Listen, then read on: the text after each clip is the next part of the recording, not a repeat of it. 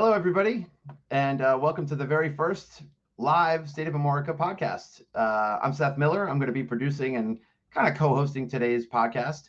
Without further ado, I'm going to introduce our hosts of the famed State of America podcast, David Hudson and Ian Rice. Hey, everybody. Hey, guys. What's up, everyone? Seth, Sorry. you're our Baba Booey. All right, Wolf, you gonna help me out, Wolf? We gotta talk about cool stuff, Wolf. So if something goes wrong, I'm just going to say Baba Booey, Baba Booey. That's it. Right on the money. Excellent. All right. Well, we'll give maybe give a couple minutes for people to show up here, and then we'll tell everybody how they can join us live on the air, and you guys can talk about what exactly today's podcast is gonna be all about. So. Yes, I see a few folks joining us already. Of course, the Queen of State of America is here already. She most certainly is. Miss Kate Thompson. Johannes is on here. Pedro, Sam, Paul. Welcome to everyone. We're going to get going once we get a few more people in here. Justin Fry. Looks like he's in. Yeah, absolutely. Yeah, this is going to be fun. Definitely. It's going to be a good time. Excellent. I'll go ahead. Oh, I was going to say, do you guys want to tell us, maybe probably repeat it at least once as people kind of get in there, but maybe talk a little bit about what today's podcast is going to be all about? So what we're going to do is we're going to go through each studio album, and we're going to remove a song that we don't think should be on the album and replace it with either a B-side or an unreleased track, with the caveat, according to Crow's Base, it has to be from that session. Got it. From that era when they were recording that album, the thing that they left on the cutting room floor. Yeah, it can't be like the Lanois sessions, which were in between an album cycle. It has to be when they were there and weren't released, right? Yeah, and weren't either a B-side or weren't released. So we're gonna once we get a few more people on, we're gonna start, and then randomly we're going to at different points ask people if they want to come on for a second and tell me why I'm right and Ian's wrong. We're gonna do.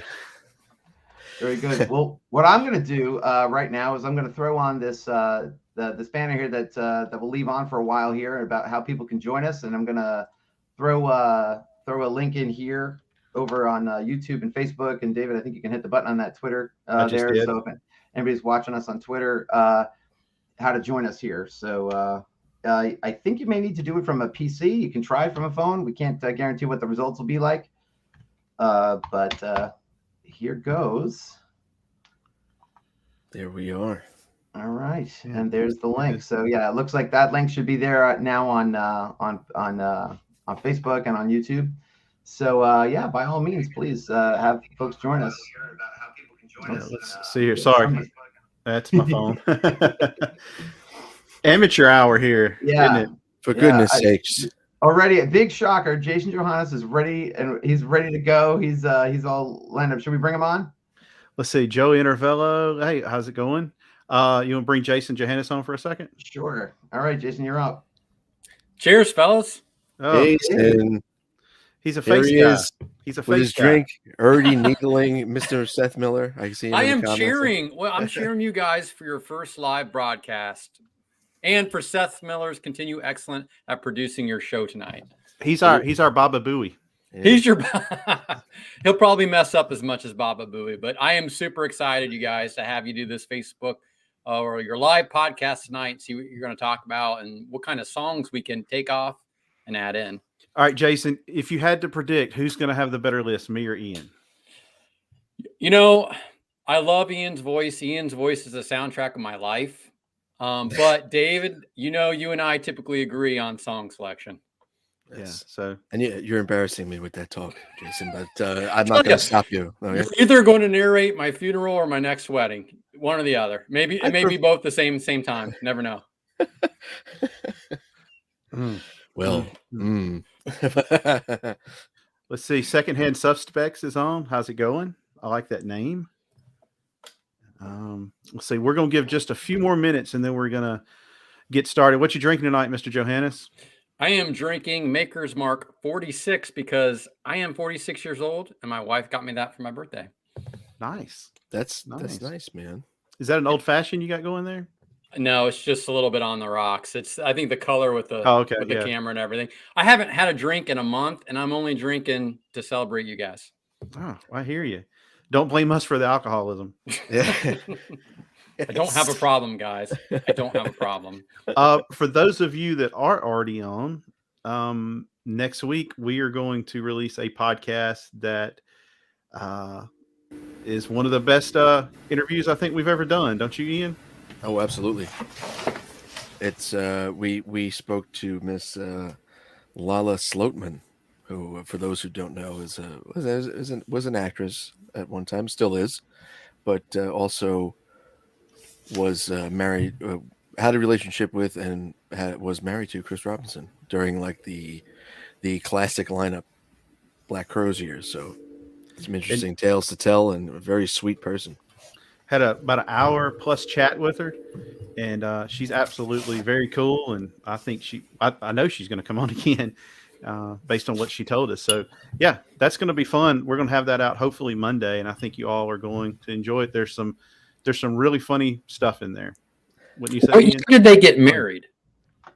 90. They were married from 96 through 98, but they got together, I think, in 93 or 94. Well, she said they got together on the second half of the Highs of Moon tour.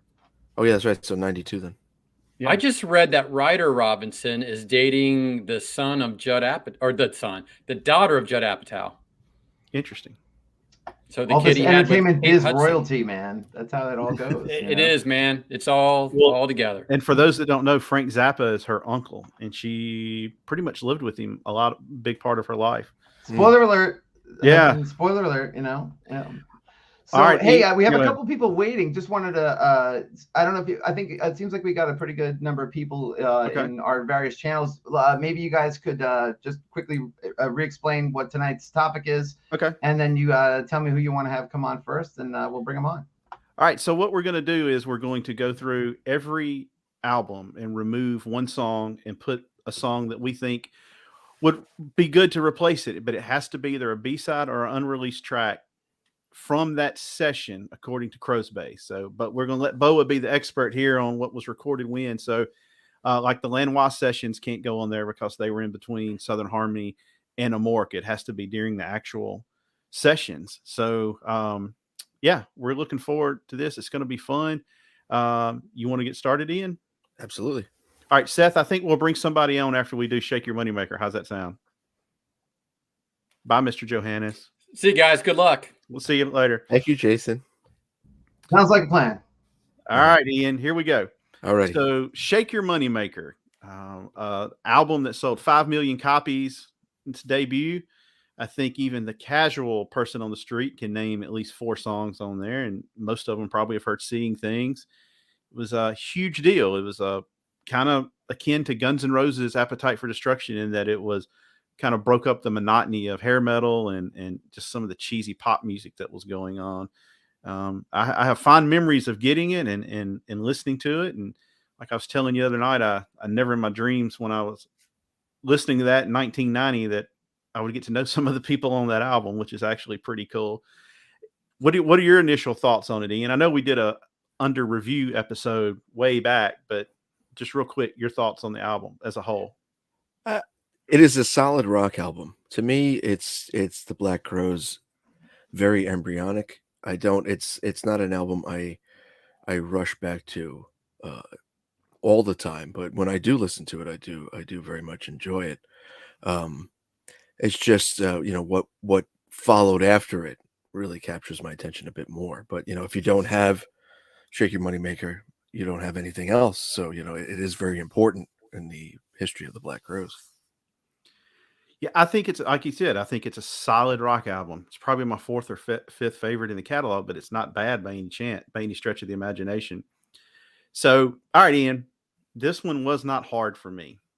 I had to take Thick and Thin off. I knew it. I know. I don't like this song, and for whatever reason, like I swear, half the times I've seen them, they've played it, and several times they've closed with it.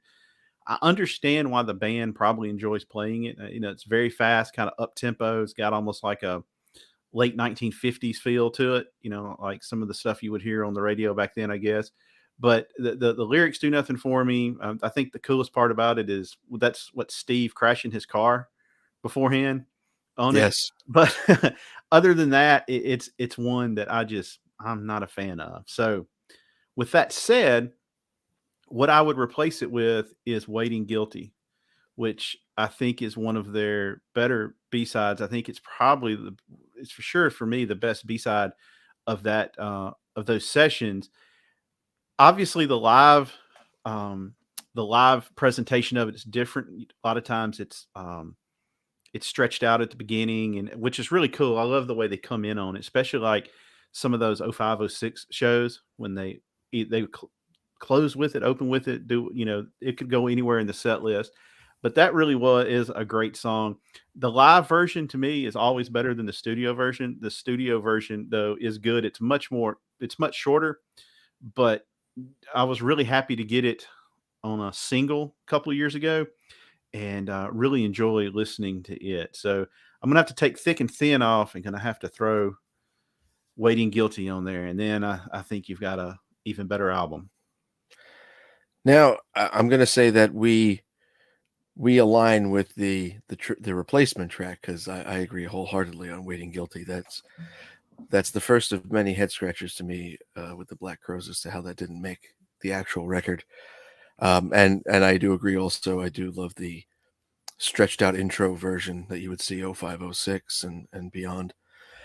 But the song I actually would pull off this would be Struttin' Blues. As much as I came to appreciate it much more with the 30th anniversary tour, that's just the one for me that could get out of the way. I always had a real particular affinity for Thick and Thin because I saw them perform that on Saturday Night Live, and that kind of always sticks with me. And it was to me, it's very high energy, and I like the tune. But I could see how it could go either way for someone. But so that's just I do Struttin' Blues instead of Thick and Thin, but I do replace it with Waiting Guilty. Struttin' Blues was one of the highlights of the Shake Your Moneymaker set. I love at the beginning what they did on the tour this past summer, what they did with Joel on the keyboards. He really got into it. That's a fun one to listen to. I enjoyed it live better than I do on the album. Now, if Waiting Guilty replaced Thick and Thin, Struttin' Blues would probably be the one I'd take off of there at that point. But that doesn't mean it's a bad song. I just don't like Thick and Thin. And Struttin' Blues to me it's fine, but it's a great live. I really enjoyed getting to hear it again. That was one of the things I was looking the most forward to on those shows. And right, Mr. Sam here, who's one of our Patreon members, also, he's remarking that Waiting Guilty will be the easiest call of this whole exercise, and I think he's right. I think that's a no-brainer. I mean, you have to give a nod to Charming Mess. If it wasn't such a closely related to Hot Legs, may think about it. Don't Wake Me, I think, is a great tune. That's a fun one to listen to. I was listening to it today actually when I was going grocery shopping, and there's some songs on that box set that I really it's kind of a puzzling thing to me that, like, Front Porch Sermons didn't make it on an album, or at least a B-side from those sessions. I know that was a Mr. Crow's Garden thing, but I just really think they should have worked that up and put it somewhere. I'm surprised it didn't show up on one of Chris's solo albums. Yeah, and maybe because they're continuing the Shake Your Moneymaker tour for this next go around, maybe some of the other B-sides or such will work their way into the set somewhere. Maybe that's a way to still keep it a bit interesting. Let's see. Let's pull somebody on here and tell us if they think we're right or wrong. Seth,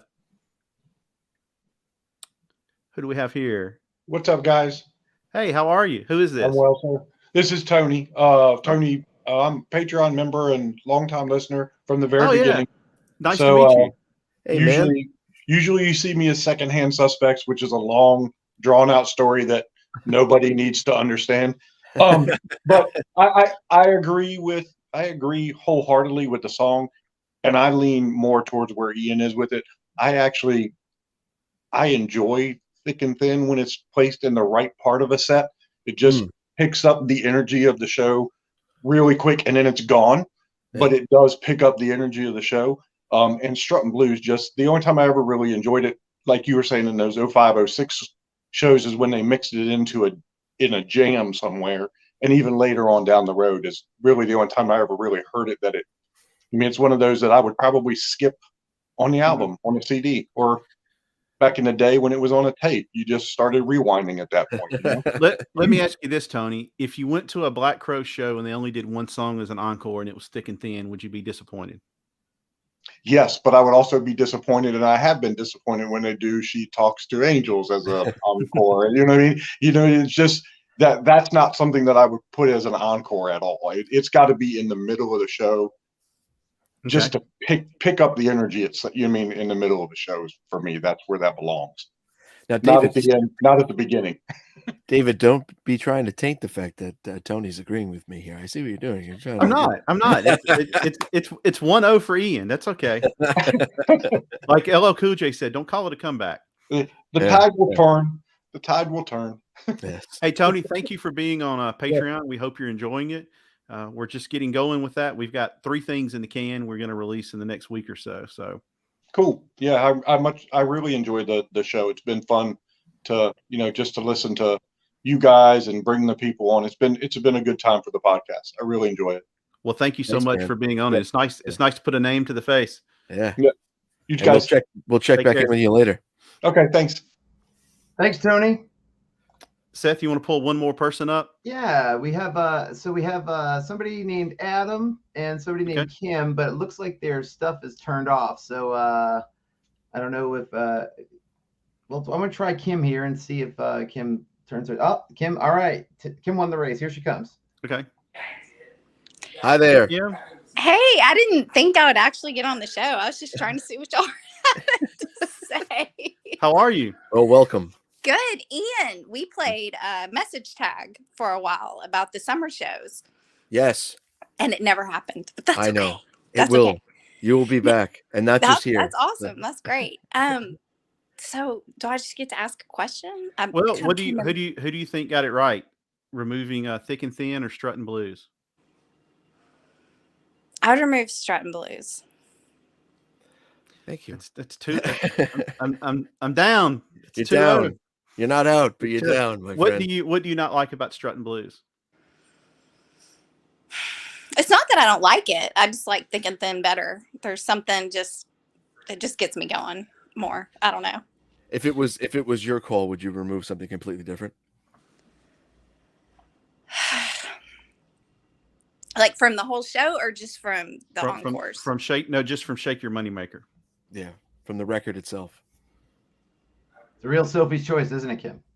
Yeah, like I don't know. No, it'd probably be Strutting Blues. Okay. All right. Asked and answered, Your Honor. I got a lot of friends around here, David, and don't you forget it. You do. You've paid a lot of people, obviously. You've paid. All right, nevertheless, You've paid. Well, Kim, thank you very much for listening and for participating. Thanks, Kim. It's nice to meet you. Thank you. Bye. Should we let Scott on here? Yeah. Why? All right. Yeah, let's give somebody a chance to agree with David. You know what I mean? All right. Scott seems to be walking around. He seems to be kind of mobile here. I think he's muted also. I apologize. There was a strange noise in my basement. I had to run through. Wow. The call is coming from inside the house. I apologize. All right, Scott, who do you agree with, me or Ian?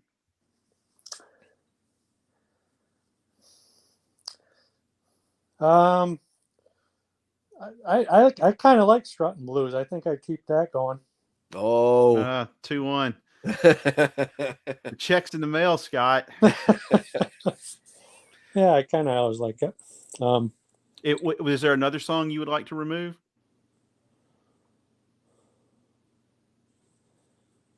No. I don't think so. Okay. No. If you had to give Shake Your Moneymaker a 10-star rating, what would you give it? Well, it's probably out of there is one of my least favorite. But to me, it's kind of a different tone or different setting in that it's just I think being so young and coming on and just starting everything, it's really to me kind of a different animal. You know what I mean? Absolutely. I think when they got into Southern Harmony, I think I was probably about 21 then. I had just got out of college and started a job, and I mean, I can still remember driving around and waiting to hear Remedy come on the radio, because that was the only way to hear it those days, and when I heard it, I just stopped the car and crank it up, and that just kind of blew me away. And that's also, I first saw him in August of '92 in Albany, New York, and that was a life changer for me. So I probably somewhat missed the boat on Shake Your Moneymaker, or I shouldn't miss. I had the album and I enjoyed it, but it was it was good. It was good. Yeah. But I know exactly what you mean. And I did also blow me away. have fond remembrances of waiting for songs to come on the radio so Yeah. you can hear them. It's a lost art. Sitting there with your cassette tape Yes. to record, and hopefully like the DJ didn't talk in front over it. This Yeah. is the River 104, and Yeah. we're getting. But it was very good. But when I saw the Shake Your Moneymaker in Albany, and then I couldn't wait until that spring I saw him again, and that was kind of a life changer for me. It was a whole different animal then, So you're agreeing with me. So it's 2-1, Ian to me. All right. So I still win this round, David, is what I'm saying. Well, Yeah. And speaking of which, guys, should we? They got a lot of records to go here. Should we Yes, move on? Should we move on to the next we'll one? move on to Southern Harmony. Scott, it's nice to meet you. Thank you for Yes, listening. thank you, Scott. thanks Thanks, you Scott. guys, appreciate it. Hey, Awesome. Seth, I'm going to go ahead and tell you when we get done with Southern Harmony.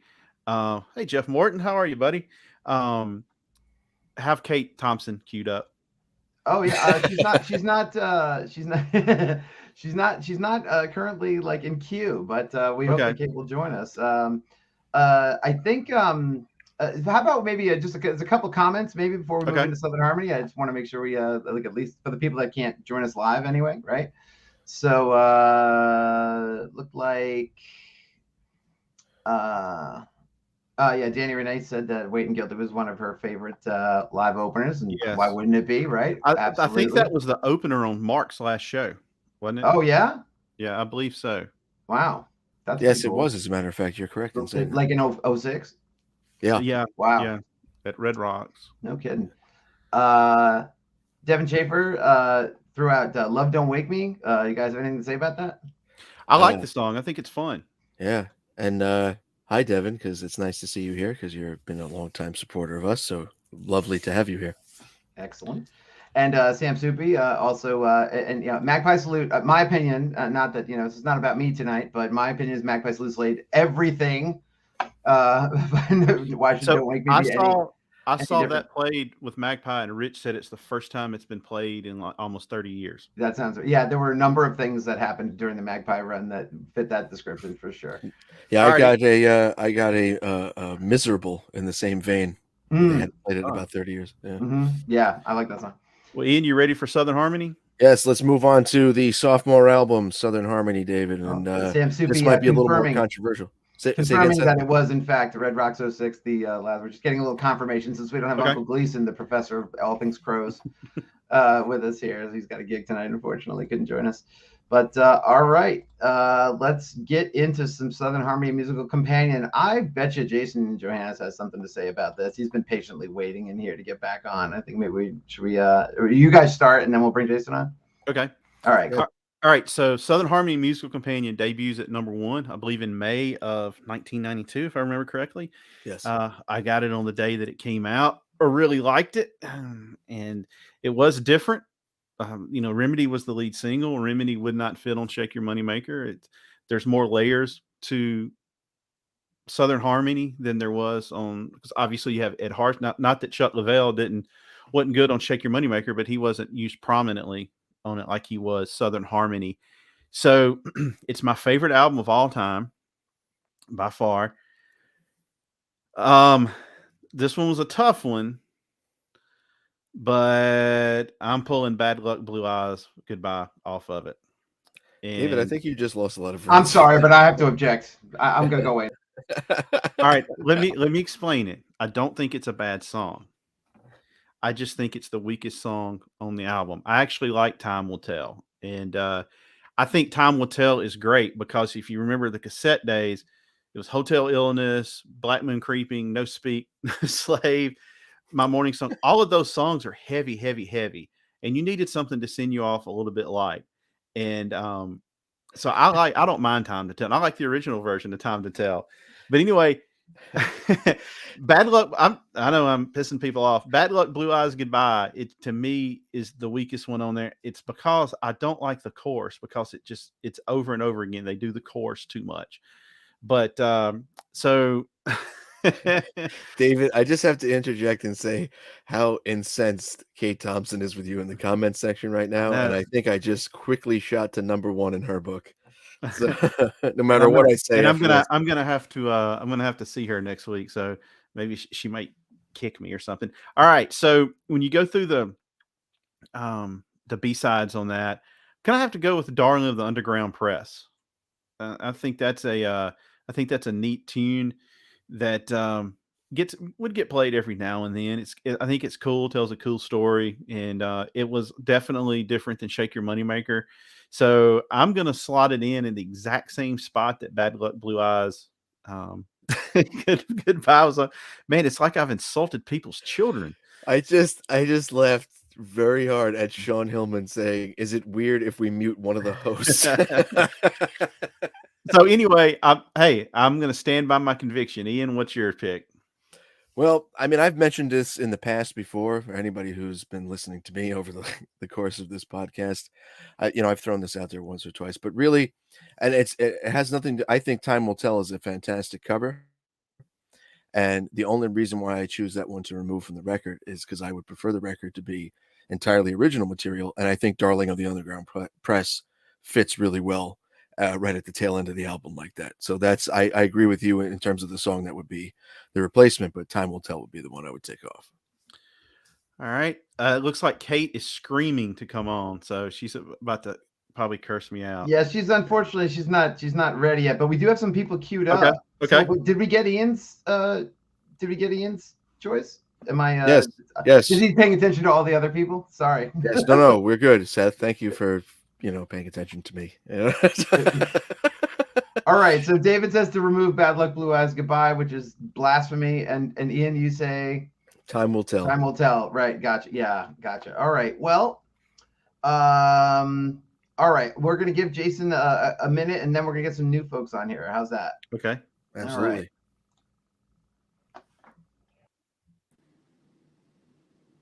Jimmy, can you hear me? Hi, Yeah. Jason. What's going on, gentlemen? All right, man. So let's have you chime in on this one. Who do you think's more closer to the mark, me or David? Before I answer this, I just want to give a shout out to Seth. He's doing a hell of a job producing.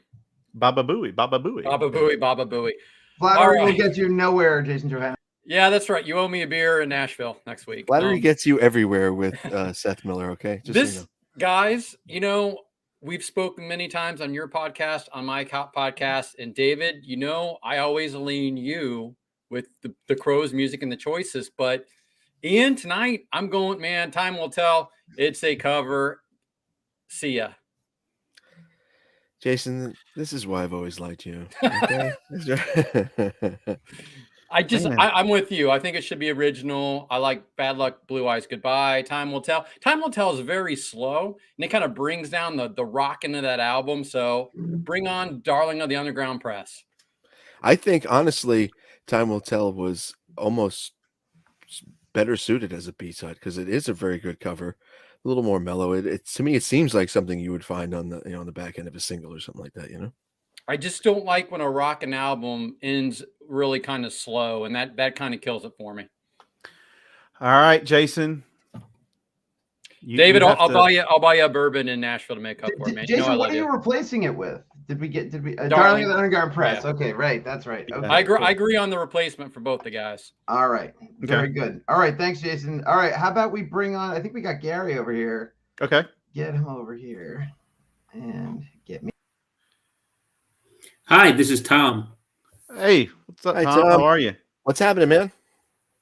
Well, I think that there's only really one correct answer here, and Ian has it.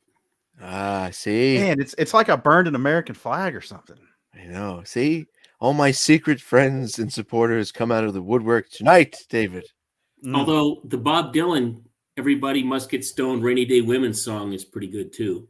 Yeah, that is a hell of a cover. I was thinking about that earlier today. As a matter of fact, that really is a interesting take on that tune. Almost, I like their treatment of it. Again, it's one of those rare cases where they improve on the original in a way. I know it's blasphemous to say, and if Steve Gleason was here, he'd punch me right in the head for saying anything's better than the Bob Dylan version. But now, as far as replacing a song, honestly, I wouldn't replace a thing, because even though it's a cover, the way the album goes is it's kind of like "Time Will Tell" at the end is like when they turn the lights on after a concert ends and everybody's walking out. So, I know that, ending on a slow note isn't exactly like "Rock and Roll Ain't Noise Pollution." But I mean, it's still perfect the way it is. I wouldn't change a thing. that is really one of the most interesting ways of putting that I've ever heard, to be perfectly honest. That "Time Will Tell" is that walking out, like almost like that Little Martha, like when you go see the Allman Brothers, like you hear that on the way out, like that's really great, man. I really like that. That's a good call. Summation of that. Yeah. Thank you. I agree. Hey. Very nicely put. Very eloquently put. Yeah. Thank you. Also, thank you for being on Patreon. We appreciate that. Yes. You bet, guys. Love it. Should we get Justin on? Yes. Let's see, who All else right. do we have? David, You're up, David, what is wrong with you, man? Justin was already talking before he was fully in the frame, David. That's how upset he is at you right now. Let's see. Well, Danny. Really, man? Bad luck, blue eyes. That's what you're pulling off. Look, I'm just being me, man. I'm just being me. I'm sorry, Danny. That's definitely the comment of the night so far. That's right. I know. That's right on that's really right on the money. Kudos to you, Danny. Yeah. I promise you guys, I'm gonna make up for it. I promise you. David, we've I'll worked come hard back. to I'm gonna be like build David a, Ortiz in the bottom of the ninth.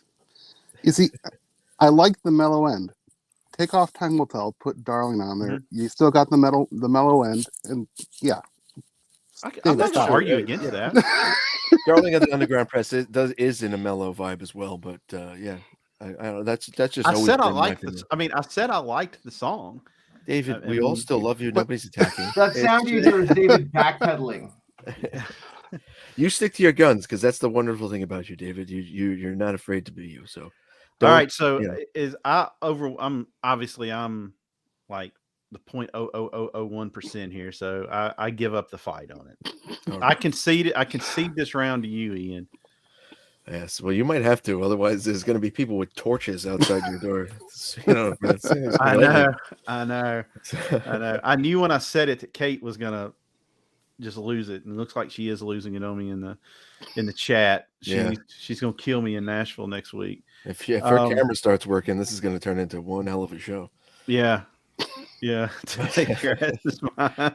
Well, Justin, thanks for checking in, man, and we'll course. be shooting back to you a little bit later in the episode. So stick around. Stick around. Will do. Awesome. Looks like we got Mr. Sean Hillman. I think we Okay. can bring him on, right? Sure. Yes. Hey guys, what's up? Sean, how's it going? Hillman. I finally figured out how to get in the studio. I was watching on Facebook, so I'm a little bit behind now, but it's good to see you. Good to be with you.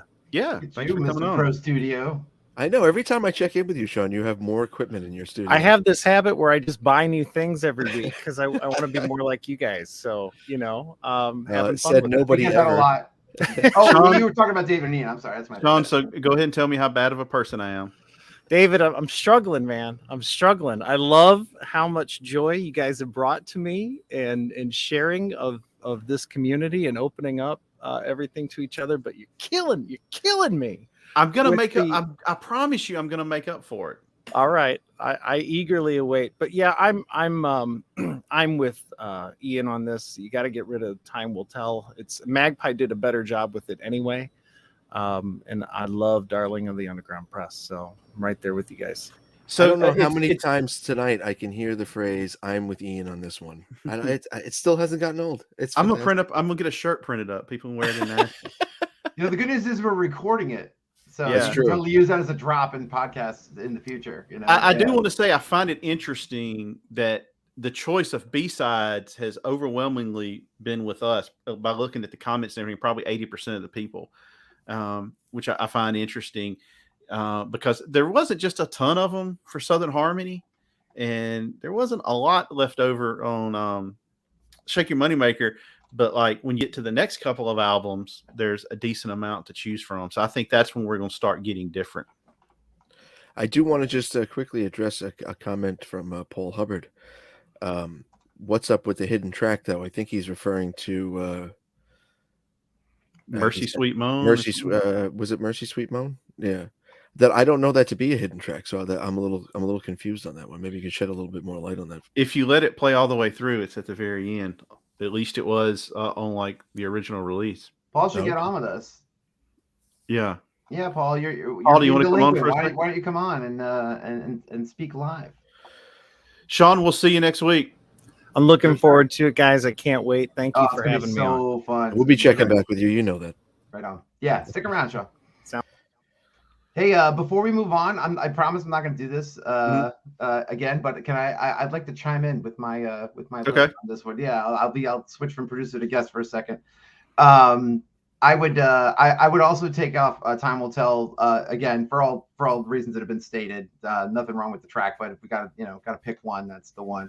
And got to go with Words You Throw Away to replace it, which I love. I think I remember Gleason explained this. I think is the perfect way to describe that song. It is the bridge between Shake Your Moneymaker and Southern Harmony Musical Companion. And I think that is, and for that reason alone, and sort of like really sort of illustrates the evolution of the band and their sound. And it is a real fun tune to play. So, Yeah, and it doesn't sound that much like Remedy. I mean, it just has that one riff in it, but you it can really just is tell a fun song. Well, and I think Words You Throw Away up into is a very mature song to write. It is. And they're still Rich is 19, 20, Yeah, they're kids something like still. that. Yeah, totally. And and who knows when that was actually written, but yeah, that's a great tune. Honestly, it came down between that and Darling in the Underground Press for me. I mean, you're getting into the embarrassment of riches in cutting room floor material portion of the band here, which is the meat of today's discussion. Yeah, which is really going to come into play here in a little bit. It There's sure so is. much to All choose right, from. I'm going to shut up now, and do we want to have David Lassiter come on real quick before we move on to Amorica? We'll have him on real quick. All right, great.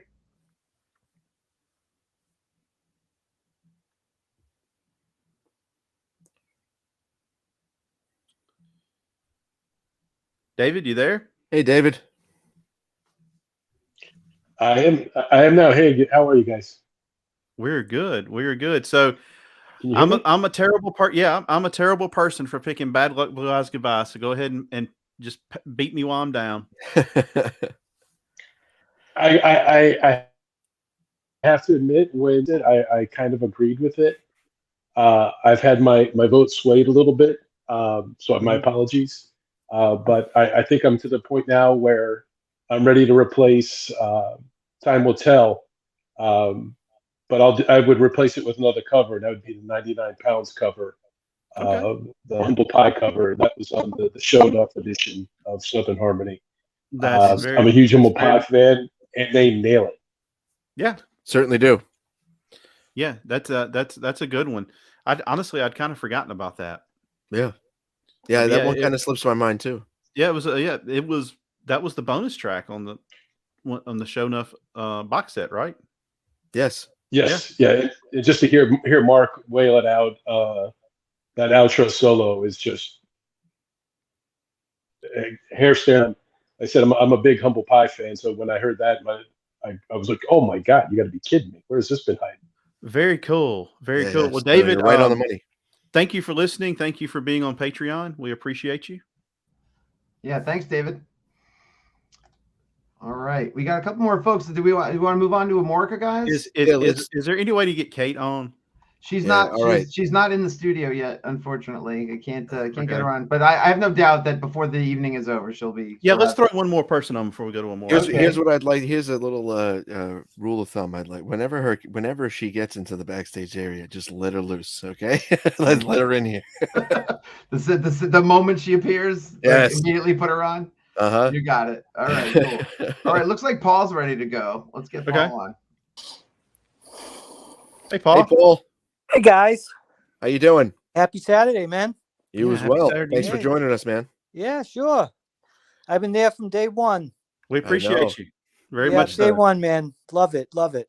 All right. So who's got it right in this go around? My first thing, yeah, time will tell. Gotta go. And good point too, how it's a cover and everything, and keeping everything original, keeping it consistent. Although a few points made earlier about, you're at a show and then the lights come on and they get the music playing, which that time will tell does fit that mode with the album as well. So it's kind of, but if it comes down, you had to pick one. For me personally, that would be the one that would go. And my bad on the Mercy Sweet Moan. I don't know why I was thinking that was a hidden track. Like I think David said earlier, you let it go and then it comes on. And it's real short. Yeah, but I'm thinking maybe was it not originally listed on the track listing or something? I think on the first pressings it was. Okay, and then after that first one, maybe like it got omitted from the track listing or something. Yeah, I could be wrong about that, but yeah, Ian, I'm surprised you've never heard it. Well, I'll be honest with you. My personal version of Southern Harmony has Darling of the Underground Press on it. So speaking of that, like not hearing Mercy Sweet Moan, I don't know if anybody, it was literally 2010 when they started singing it in concert that on the outro of Jealous Again, I knew they were saying, I'm jealous again with a reckless heart. Did you guys, I never picked up on that on the studio album. Me either. And then when they were playing it, I was like, what is this? And then I love when artists do that. That's one of my favorite things when they quote themselves. Yeah. There are like about 6 or 7 Sting songs where he sings the oh God, it's a big enough umbrella. It's always me that ends up getting wet. Remember the thing she does is magic. It's like my favorite thing. Like I love when artists quote themselves in their later tunes. It's fun. It is pretty cool. Well, Paul, thank you for listening and supporting us from day one. We really appreciate it. Of course. Thanks for having me on, guys. All right. Yeah. Have a good one. All right, you too. All right. Let's go to Amorica. All right. This is going to get some controversy too, because Amorica, a very popular album with. Ian, I'm about to just whip you all up and down the field. All right. Well, let's see here, man. Before you start, Jason wants to make "Don't Blow It." Okay, Jason wants to know that okay, very good. All right. So album number 3, Amorica. The sound evolved yet again from Southern Harmony. Now we have Eric Bobo adding a layer of percussion to it. The band has now been on the road essentially for 2.5 or 3 years, and are really just a well-oiled machine at this part. They're completely familiar with Mark Ford, and we're going to bring in some different sounds. One of the things I think that's different about this album is if you go and listen to it, there's not a quote unquote first single. There's not something that just stands out as like radio, in my opinion, that's like radio worthy, because the songs are more mature. They're more intricate. It's such a good album. There's so much ear candy on there. With that said, if I had to remove a track, it would be Downtown Money Waster. And it would be the version that's on there, the acoustic version. I think the electric version, especially the one they do on the 2-meter sessions, is phenomenal. It sounds great. There's something about the acoustic version on it I don't like. And to me, it doesn't fit with it doesn't fit with kind of the sonic textures of the other tracks on the album. So I'm taking Downtown Money Waster out. And guys, I'm throwing the softball up. I'm about to hit it out of the park. It's a no-brainer. It's tied up and swallowed. Easily one of their best just rock tunes, and we talk about it on we recorded a version of Tall under review. I'm getting Ian, you're messing me up now. That's all right. Yesterday, and that song is so unique. You've got the playing with the volume pedal that Rich does. You've got the just killer opening solo by Mark Ford. The percussion makes it a lot more chaotic. I just don't know why it's on there. Now, very, very early on in Digital Kill the Radio Star, I had Craig Helmrich on, and we did Amorica. And he's had Mark Ford play on his album. He's a musician.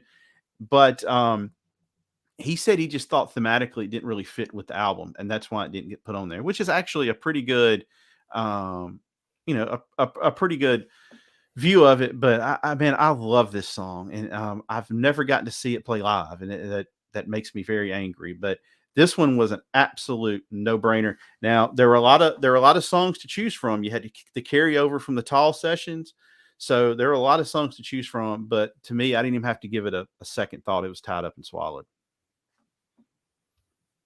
Well, you're going to be pleasantly surprised, David, because I'm in 100% agreement with you.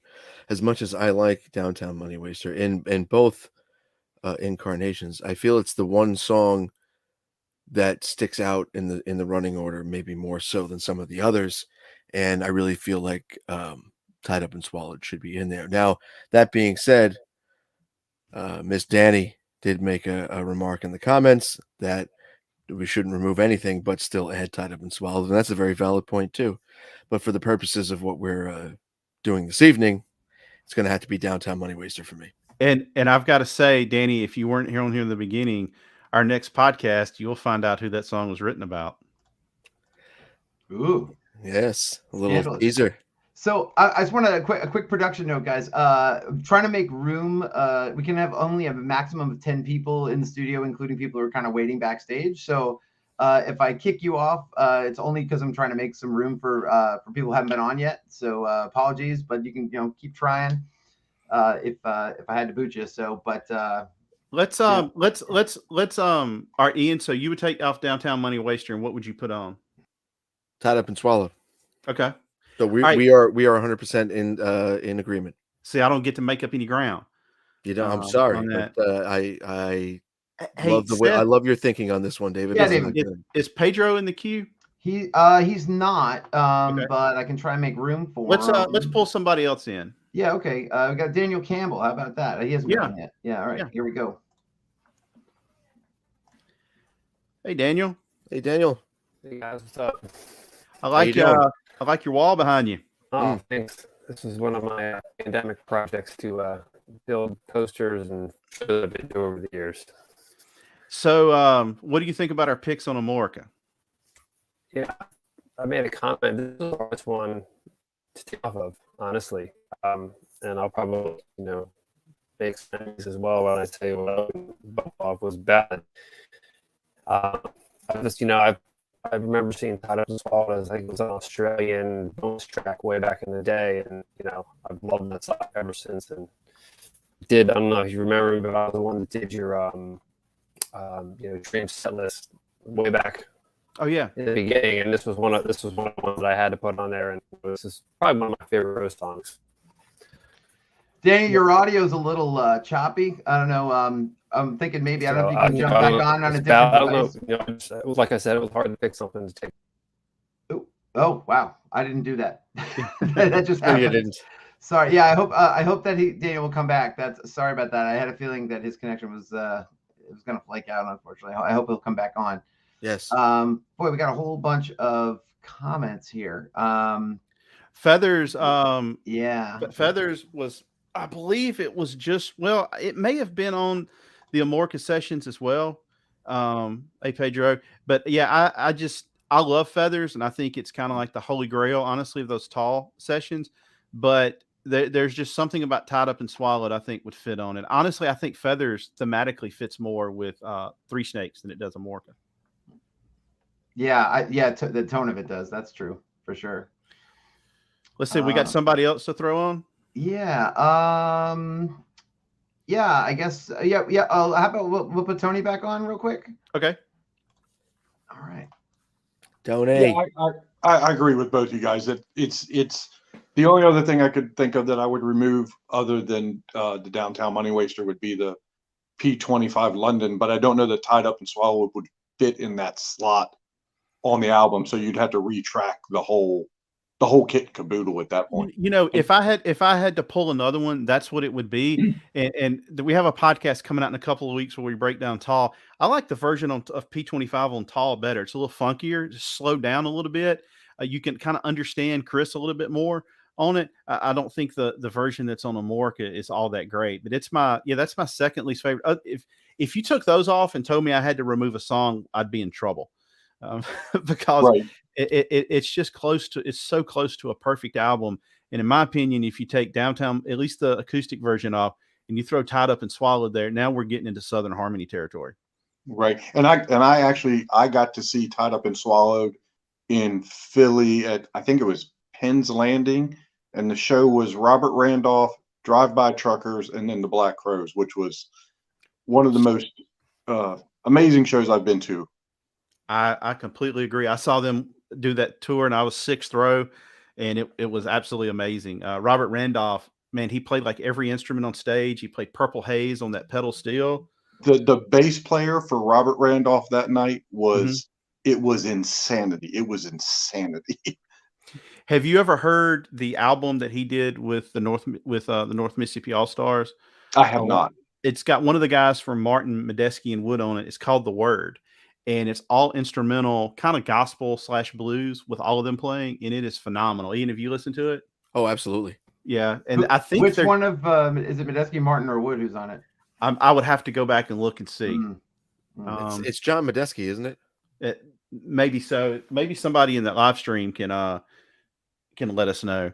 Yeah, I actually caught Robert Randolph up where I live, up in the northern Shenandoah Valley, at of all places, like a pool hall for like $15 one. I have no idea why he was there, what brought him to our little town or anything, but it was like the place maybe holds 35, 40 people, and they blew the doors off of that place as well. It was awesome. Yeah, he apparently was a child prodigy at pedal steel and grew up playing in the church, I think in New Jersey.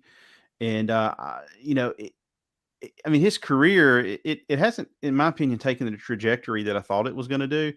He's got an album that, I can't remember when it came out. It has a cover of Jesus Is Just All Right with Eric Clapton. That's really, really good. And I think he released like basically a gospel album. Yeah, that's what I was going to say. I think he went towards that kind of trend there for a while anyway. Yeah, he's absolutely amazing, and what he could do on that pedal steel. And he would get up and stand up, and he would always kick his chair over. It was a lot of fun. Well, we appreciate you joining us again, Tony. Yep. Thanks for having me. Thanks, Tony. All right. Yep. Should we get Justin or Scott back on to make another quick comment before we move on? Or let's get Justin on real quick. Sure. Yep. Hey guys. Hi, Justin. I get the Downtown Money Waster call. I get the Tied Up and Swallowed call. P25 is my least favorite song on that album. That one's the one that's got to go for me. And Feathers is what I would replace it with. I love the Amorica Sessions version of Feathers that got leaked a little while back. Yeah. Man, I can't slight you one way or the other on that. But yeah, and as Sam mentioned in the comments that Feathers was indeed listed as part of the Amorica Sessions, and I don't know if I mentioned this to you privately, David, or if it was in another conversation we were having recording, but I do remember reading a Rolling Stone article prior to Amorica coming out, and the writer in the article mentions Feathers as being a track on the album. So I guess at one point it was in contention for the album. Yeah. Great song. I cannot argue. If that's what I had to do, I'd be perfectly fine with it. Yeah, likewise for your guys' pick. If that's how it shaked out, I'd be all right with it. But if I had my druthers, it would be P25 off, Feathers on. Well, thanks again for popping in for a minute, Justin. For sure. Yeah, thanks, Justin. Thanks, Justin. Yeah, I feel like by agreeing with David, I sucked the controversy right out of this portion of the discussion. All right, shall we move on to 3 Snakes and 1 Charm? Yeah, let's shoot over to 3 Snakes. Why would anybody not want to do that? All right, so there were some great comments in here, actually, but yeah, some stuff about Downtown Money Waster, and I think Jason Donsis was talking about there being like a harp solo version of that. I don't know if I'm familiar with that. That sounds like it would make sense, and it would be cool. I would love to hear that. Find that, Jason, maybe you can yeah. Sorry, go ahead. All right, so we're going to move on to 3 Snakes and 1 Charm, which is a very close number 2 for me with Southern Harmony. It's such a well-written album. I think it's Chris's best lyrical work that he's ever done. It's very dark and deep at times, and then there's a few more positive moments on it. They're kind of toward the end. I know it's a kind of to me, it's kind of like Pink Floyd Animals. When you see somebody goes, "Oh, I'm a massive Pink Floyd fan. Oh, what's your favorite song off Animals?" And they look at you, then you know they're not a Pink Floyd fan. I think Three Snakes is kind of like that for the Black Crowes. So Kate's going to kill me. So I love Three Snakes. It sounds so good on vinyl. It's my favorite Black Crowes album cover. Absolutely love the album cover. I know there's some people that don't like it, but for me, it's an easy one. I got to take Evil Eye off. I just don't like the song. We talk about on a future episode on the tall version. I actually like the tall version a little bit better than the Amorica version. I think the chorus is better on the tall version, and the lyrics are a little bit different. So I'm going to take off Evil Eye, and I'm going to put Just Say You're Sorry on there, which to me is a little more upbeat and a little more fun song. I do think it would fit fine there toward the end of the album. It's just kind of got a different vibe to it, and almost it could be you could make a case that it could have fit on By Your Side, and it would have been a good track on By Your Side. It's always a fun one that I've always enjoyed listening to. So Ian, which one are you taking off? Okay, so again, I'm in slight agreement with you, at least partially, with the removal track. As much as I happen to like Evil Eye, I think it's the out of the 12 tracks, the most expendable one. And I think Better When You're Not Alone really is the best way to close out that album, because it kind of closes this dark album on a very hopeful vibe. And I always liked that about it. And to me, Evil Eye kind of detracted from that a bit. So Evil Eye would come off, and a little bit more obscure one that I'm going to replace with, not as the closer. I'd actually slip this in between Blackberry and Girl from a Pawn Shop. And that's the song Steve Gorman affectionately called The Runt. It's Everybody Has Scars. Yeah. Now, so I get kind of foggy on that one. That one, is that more of an acoustic one? Or is there an acoustic version out there? I don't believe so, but it is very subdued. It's a Okay. quiet song, so you know it may come across as acoustic, but definitely one of my favorite of the more obscure, deep, unreleased tracks, and I don't think has ever been performed live. And if you listen to our next podcast, you'll find out who Better When You're Not Alone is written about. Yes. Just another tease there. Yeah, this one wasn't hard for me. Now, if Evil Eye was not on the album and you said take one off, then we would have a problem. Yeah. With figuring that one out. The first side of it is flawless. And I have really grown since we started the podcast. I've grown to like Nebuchadnezzar and Blackberry a lot more than I did initially. And I can appreciate them more. And then you got Bring On, and How Much for Your Wings. And then Let Me Share the Ride. Now, interesting. I kind of thought you may have gone with Mellow Down Easy. As the replacement? Yeah. I would, but the vibe of Three Snakes is so perfect to me that I feel like that kind of bluesy, little more upbeat kind of tune just wouldn't really fit into the overall theme. And that's I did consider it, you're right, but ultimately I didn't think it would be a good fit. All right, Seth, let's see who agrees with us. All right. It looks like Daniel Campbell's back. Maybe he's back. Maybe he's got a better connection. Let's get him back on. All right. Hey guys. Sorry. There we are, man. Oh, much better. There we go. Sorry I lost you. Had to go to the hotspot. That's all right, man. Well, I'm going to throw one out there. I'm going to agree with David on dropping Evil Eye, but I added Somebody's on Your Case. Okay. And, I agree. I think that album is, it took a while to grow on me, for me to kind of understand it. And I love the B-sides. Back in the 90s, I was a big B-side collector, and I love bands that you find a gem like this on it. So.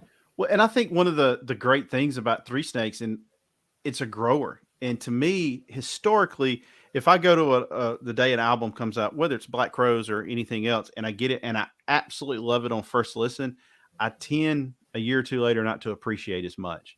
But these albums that have to grow on, like a Pink Floyd Animals, I was a massive Pink Floyd fan, and then got Animals was kind of the last thing I got into, and I'm like, well, this is a little different. Now it's one of my favorites.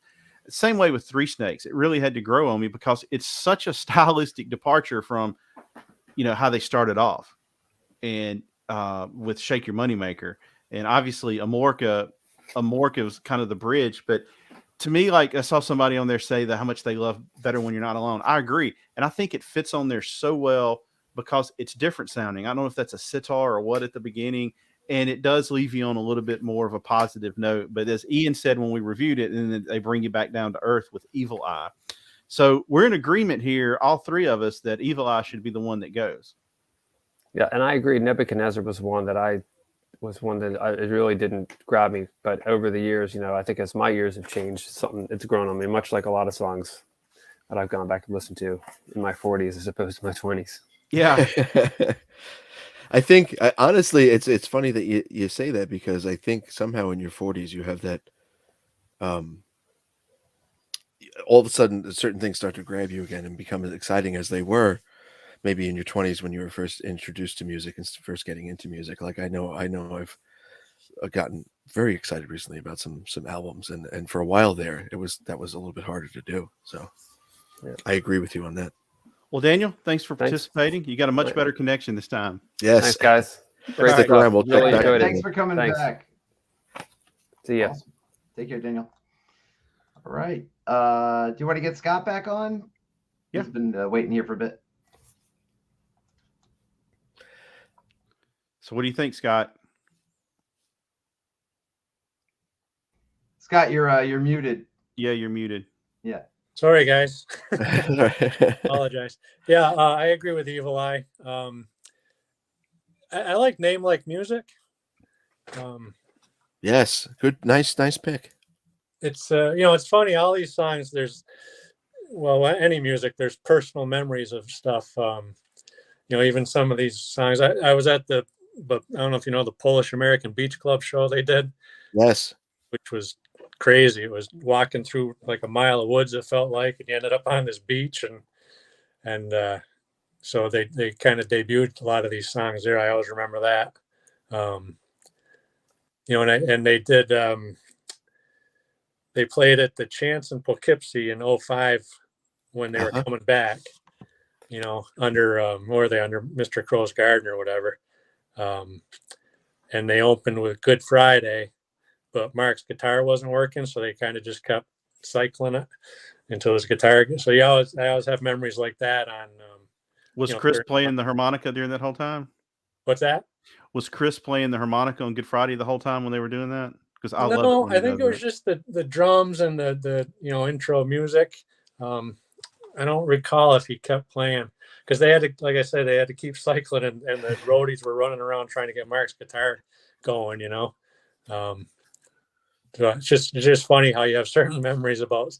And then they opened up with Better When You're Not Alone quite a few times. I saw them those, through that run too. So that's always a big one. That one, it's just funny how different songs have different meanings to everybody. Cool. Well, we thank you Absolutely. for listening, Scott. Yeah. Yes, thanks, Matt. Thank you. Mm-hmm. All right. Thanks, Scott. Very cool. So let's see. So I think there was some talk about maybe taking a short break. You want to maybe let some guests on here to talk a little bit, or before we come back and start by your side, or somebody else want to say something else here about? We got a couple people waiting here. We got Justin is still there. Dave Lassiter is here. Well, how is Kate not in this backstage area? I don't know. She's playing games with us. Out. Yeah. Why don't we? I'll tell you what. Why don't we let's do this. I'll get a couple folks on here who have been waiting, and we'll talk a bit, and then you guys can give yourself a little break. Okay. All right. Very good. All right. I'll be right back. Yeah. All right. Ooh, I got to change this layout. Yeah, there we go. All right, guys. Fight! Yeah. Very good. I think we got Tony on here, Jason. All right, cool. Yeah, we'll get a little group chat going here. What's up, gentlemen? Right. How's it going? How you everybody? doing? I got to show my ignorance. I'm wondering, as they're talking about Three Snakes, where Another Roadside Tragedy fits in Like what era is it That's from? Band Yeah. sessions, so that's later. By Your That's Side. later. Yeah. It's between Three Snakes and By Your Side. Got it. Okay. Yeah, So I think Band Sessions qualifies as By Your Side, right? Basically, right? I mean, Fair I don't know. enough. They kind of scrapped the whole thing and started over. same with Amorca, though, right? Like, Well, right. Well, That's then- but Tall then then does doesn't Tall count as or Amorca? Amorca. Yeah, I thought Tall was something separate. right. I wouldn't have said put Tornado on Amorca. We're getting full again here, guys. I'm gonna have to. Seth, you're just doing too good of a job. Everybody sees how well this is run and wants to be on. I'm glad there's so much participation, and I'm sure it has zero to do with me. Now the question is Mark Ford's mom in the waiting area? She's not. But you know what I was thinking? I actually. Sandy, are you there, Sandy? I'm fairly certain Sandy's not attending tonight's live podcast here, but yeah. She saw I was there, and she was like, "I don't think that podcast is going to be very good." So, Now, Seth, a question for you. The reason you're upset about them pulling Bad Luck Blue Eyes Goodbye is because you love to sing that song with the Morkins because you like to do that scream at the end because you're really good at it. oh, that's nice of you. It's funny when we started doing that, I was like, I don't know. I'm gonna have to figure out something else to do here because I don't know that I can make that noise. But Well, man, it's turned good out you can hit that at your age. It's impressive. no kidding. I'm gonna be older soon. So yeah, right before we go to Nashville, actually. But yeah, no, I just think that is like such a gorgeous ballad, and I knew Kate was going to lose her mind when we She may shank David. We're gonna have to keep an eye on her. Always. I mean, she needs adult supervision. That's true. Well, my wife's Yeah. coming to Nashville, so I've already had a conversation with her that she might have to be Kate's buddy. Yeah. Mississippi man murdered in Nashville over song choice. Yeah. Yeah. As long as we don't become accomplices to Kate's kidnapping. Tony, that story writes itself. That headline, man, it's beautiful. So funny. One of the good things about being fat Except is it's you more won't be fitting able to for get me Florida. in the trunk.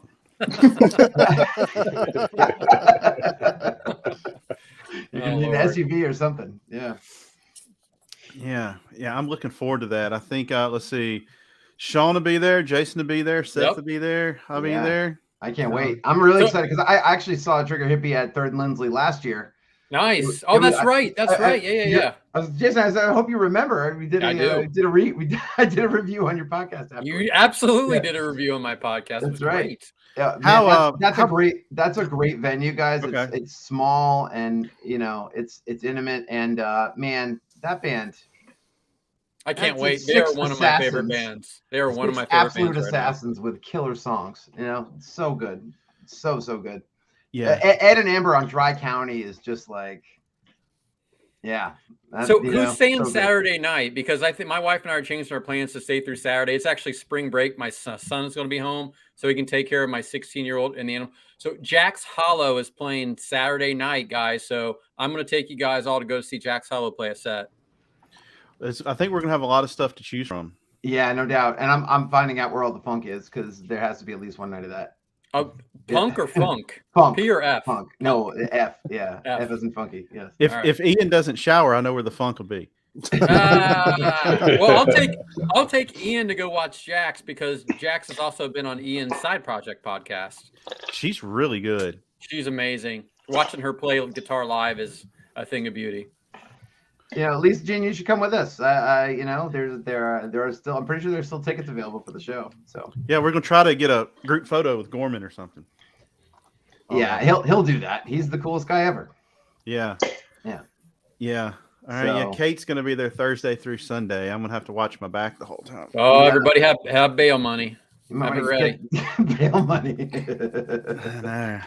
All right, looks like we got our host back, you guys. So I'm gonna just because we're fairly full up here. I'm gonna kick some folks off just to make a little room for anybody maybe who hadn't been back on. Maybe just wait until we get into the buyer side conversation, try again, and we'll see what happens. So, but because we got a max of 10 here, and I can't be removed unfortunately. So Okay. 3 spots that are there. So, but thanks so much for everybody, and let's carry on with perhaps the most controversial album in the Black Crowes catalog, By Your Side. All right, Ian. So By Your Side is up next, and we all know that this is a controversial one. It people get upset about this one. There's definitely a return more to the Shake Your Moneymaker sound than And I often say, had it not come directly after Three Snakes, people may have a different view of it. But they were in a different headspace. They had recorded band, and for whatever reason, I don't guess the record company liked it, and I know there were some record company issues, but it was I think an attempt to capture the audience that left them on Amorca and Three Snakes. And by this time in '98, the landscape of music had changed a lot. We were having the rise of nu metal. We were having the absolute last grasp that grunge had with those just terrible bands like Seven Mary 3 and stuff like that, trying to hold on. You would have the rise of bands like Fuel, and obviously the hip hop was becoming bigger. So the landscape had changed. Limp Bizkit, yeah, you're right, Paul. And Korn was about to come to prominence, but By Your Side, it's definitely a problematic album for a lot of people. I think there's songs on there that are good, and I think there's some that are really, really bad. So I had to choose between Diamond Ring and Go Tell the Congregation, and I ultimately went with Diamond Ring to remove off of that. That was, that wasn't that hard of a pick. Now, this was the hardest one to pick a B-side for, because we have a plethora of amazing ones. It Must Be Over, You Don't Have to Go, Peace Anyway, Grows a Rose, just some really, really good songs. Ultimately, I had to go with You Don't Have to Go, because that's the closest thing we get to pastoral. It has a big chunk of pastoral on there. But I also think the vocals, Chris is singing on that. He's just on fire. And I don't know how this one, honestly, I don't know how this one and Grows a Rose didn't make the album. Peace Anyway, the By Your Side version of Peace Anyway is my favorite over the band sessions. It's phenomenal. It Must Be Over could have gotten on there easily.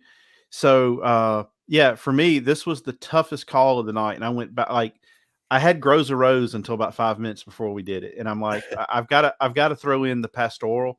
But if you remember our conversation with Steve, he said Grows a Rose, not only did he want it on there, he wanted that to be the lead single. Right. Yeah, of course. So You Don't Have to Go is my pick.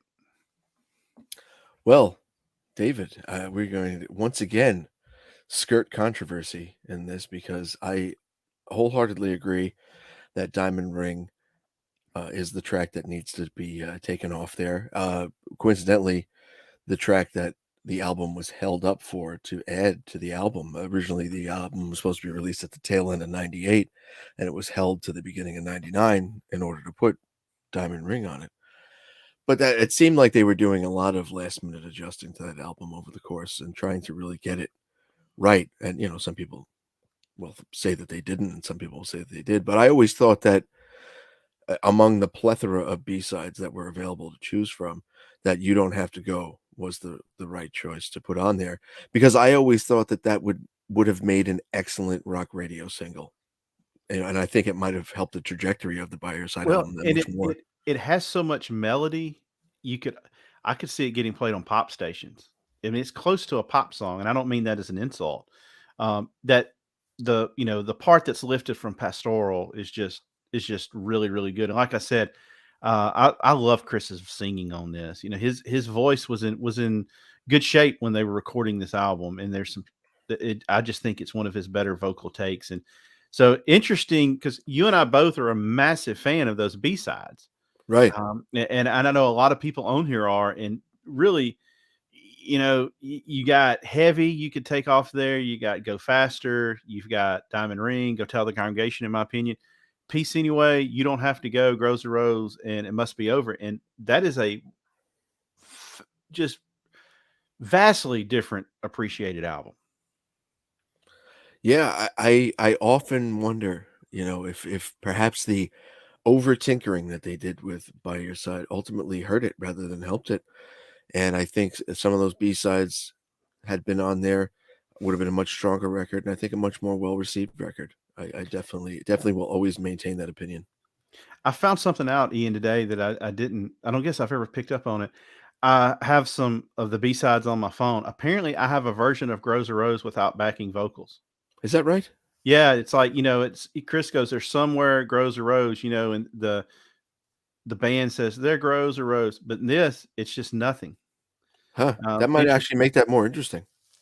Well, I mean, it makes it more interesting, but once you know how it's supposed to go, it sounds off. But let's see here. Gorman did. He talked about that in our episode with him. And since he was our first member of the band that came on there, I wasn't going to disagree with him on that. I was going to defer to him. He plays on it, so his opinion matters a whole lot more than me. But yeah, Ian, this one, and one of the reasons you don't have to go get slight nod over Grows a Rose, I feel like Grows a Rose needs to be mixed a little bit better, and that's kind of a rough cut, I think, that we're hearing. Yeah, I would agree 100% on that. I think you're definitely right about that. About the mix on that, you guys. Yeah, for sure. We had some good comments in here before we get other people's in here. I think Paint and 8 is a By Your Side era. That's a band sessions. Right? Yeah, I'm pretty sure. Yeah. Yeah. Now, hey, let me ask you this, Danny. I really like the other versions of Go Faster out there when it was called Sad Brown Eyes or Red Wine Stains. It's the same music, just different lyrics.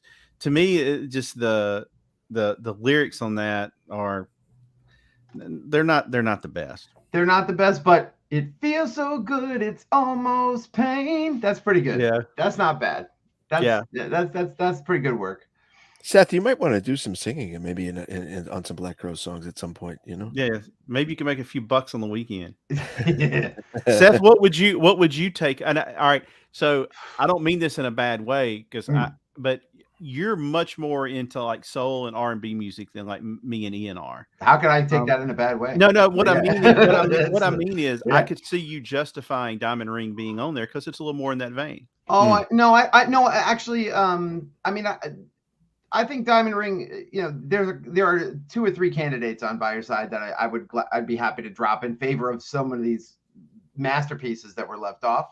And Paint and 8 would probably be at the top of my list. But every other Grows a Rose, all these other songs, so many of them are good. But as far as like soulful ballads go, I feel like there are many more in the Crowes catalog than I would go to for Diamond Ring. Like I appreciate Diamond Ring for what it is. It doesn't hit me in the same way that like Katie Deer did, for example.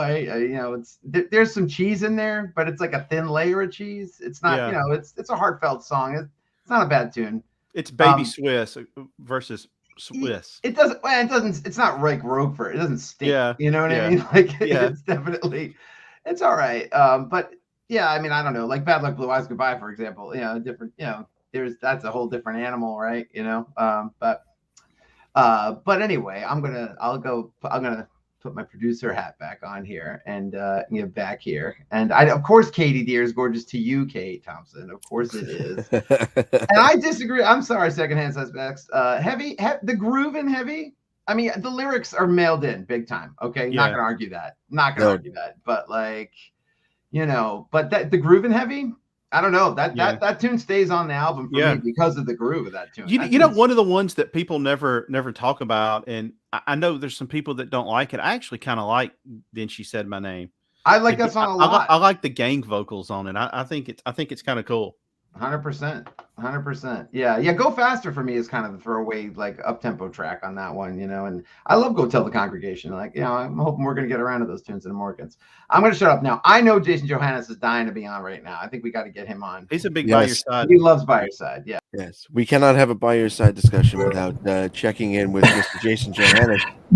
That was my one request. You guys had me on the album review episode for By Your Side, because depending on the day, it's my 3rd or 4th favorite Black Crowes album, and everybody's going to hate me, but it's true.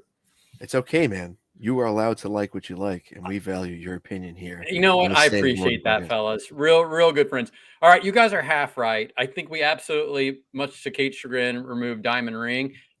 David, I could have sworn you're going to choose Grows a Rose. I would have bet money on it. I literally removed it and I justified it because it's not as well produced as You Don't Have to Go. And I love hearing Pastoral, and seems to be as close as we're going to get to Pastoral.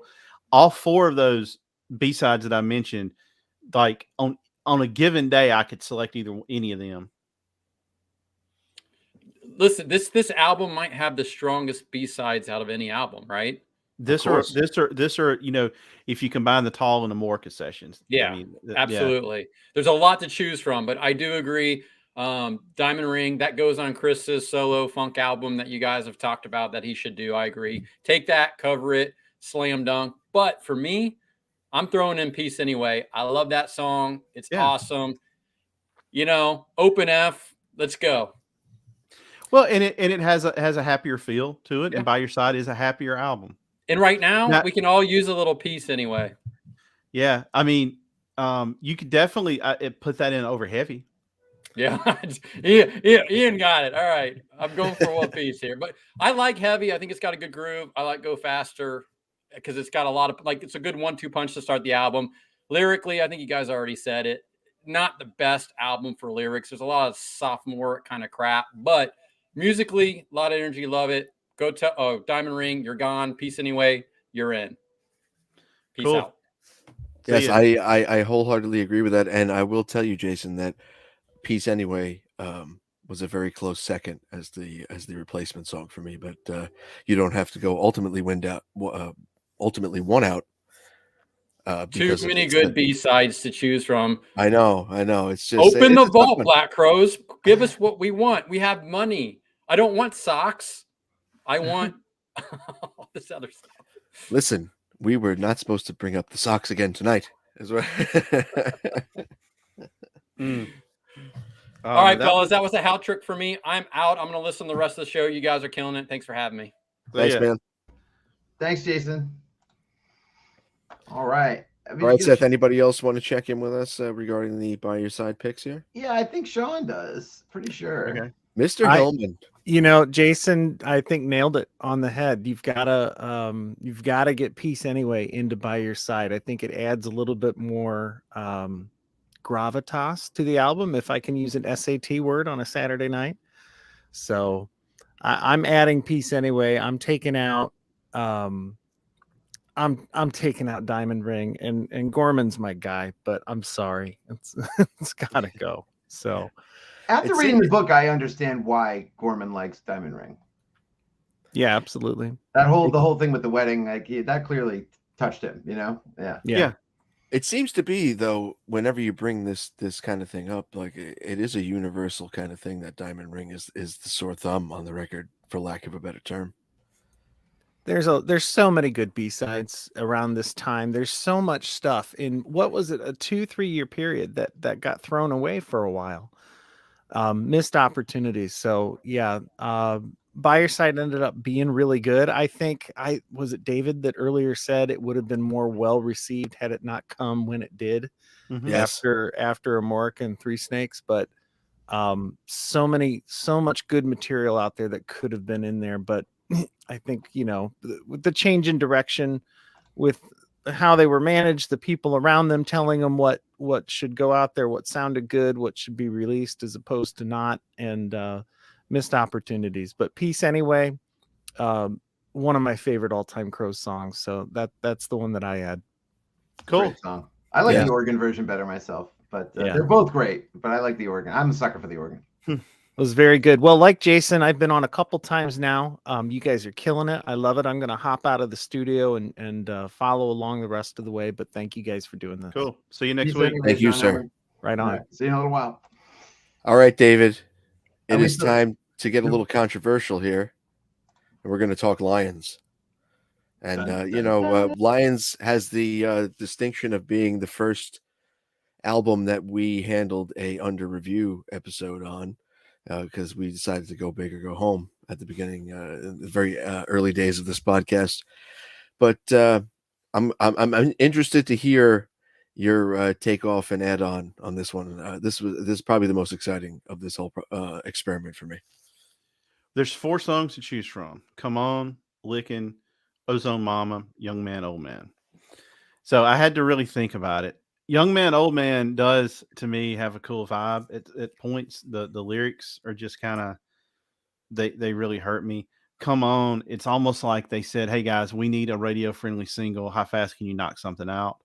And they I'm just reading the comments. That just seems thrown together. Licking, man, if you change the lyrics on that, that is an amazing song. That is such a cool thing with the volume knob that Rich does. I feel like I always say, like, if that's a Poison song, yeah, it's a good Poison song.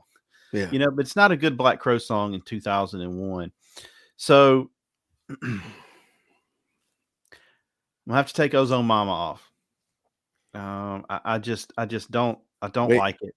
Just listen. If we keep quiet, you can hear Kate screaming from Connecticut. I don't understand why Kate can't figure out how to get in this thing and get on here. But yeah, I'm going to go with Ozone Mama. Now, my replacement has two different titles: the Pretty Girl song or Things a Pretty Girl Will Make You Do.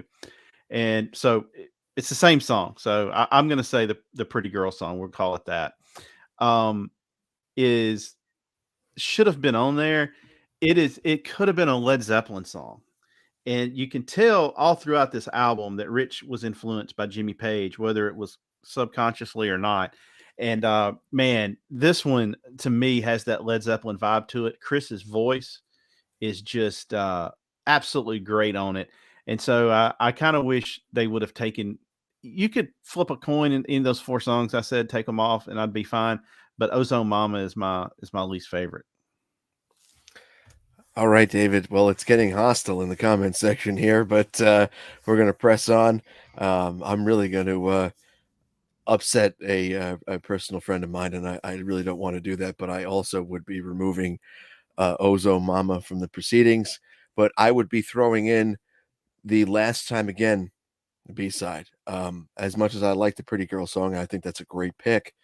I always love Last Time Again. Only thing lacking on Last Time Again, and there's actually a spot in it where it's almost like begging for it, is a really gritty, bluesy guitar solo. There's a spot for it. They just kind of don't jump into it. But other than that, I think that's one of the strongest of the Lions B-sides and really would improve the track flow greatly. I agree with you too. Like, licking Rich's guitar is too good to totally throw away that track.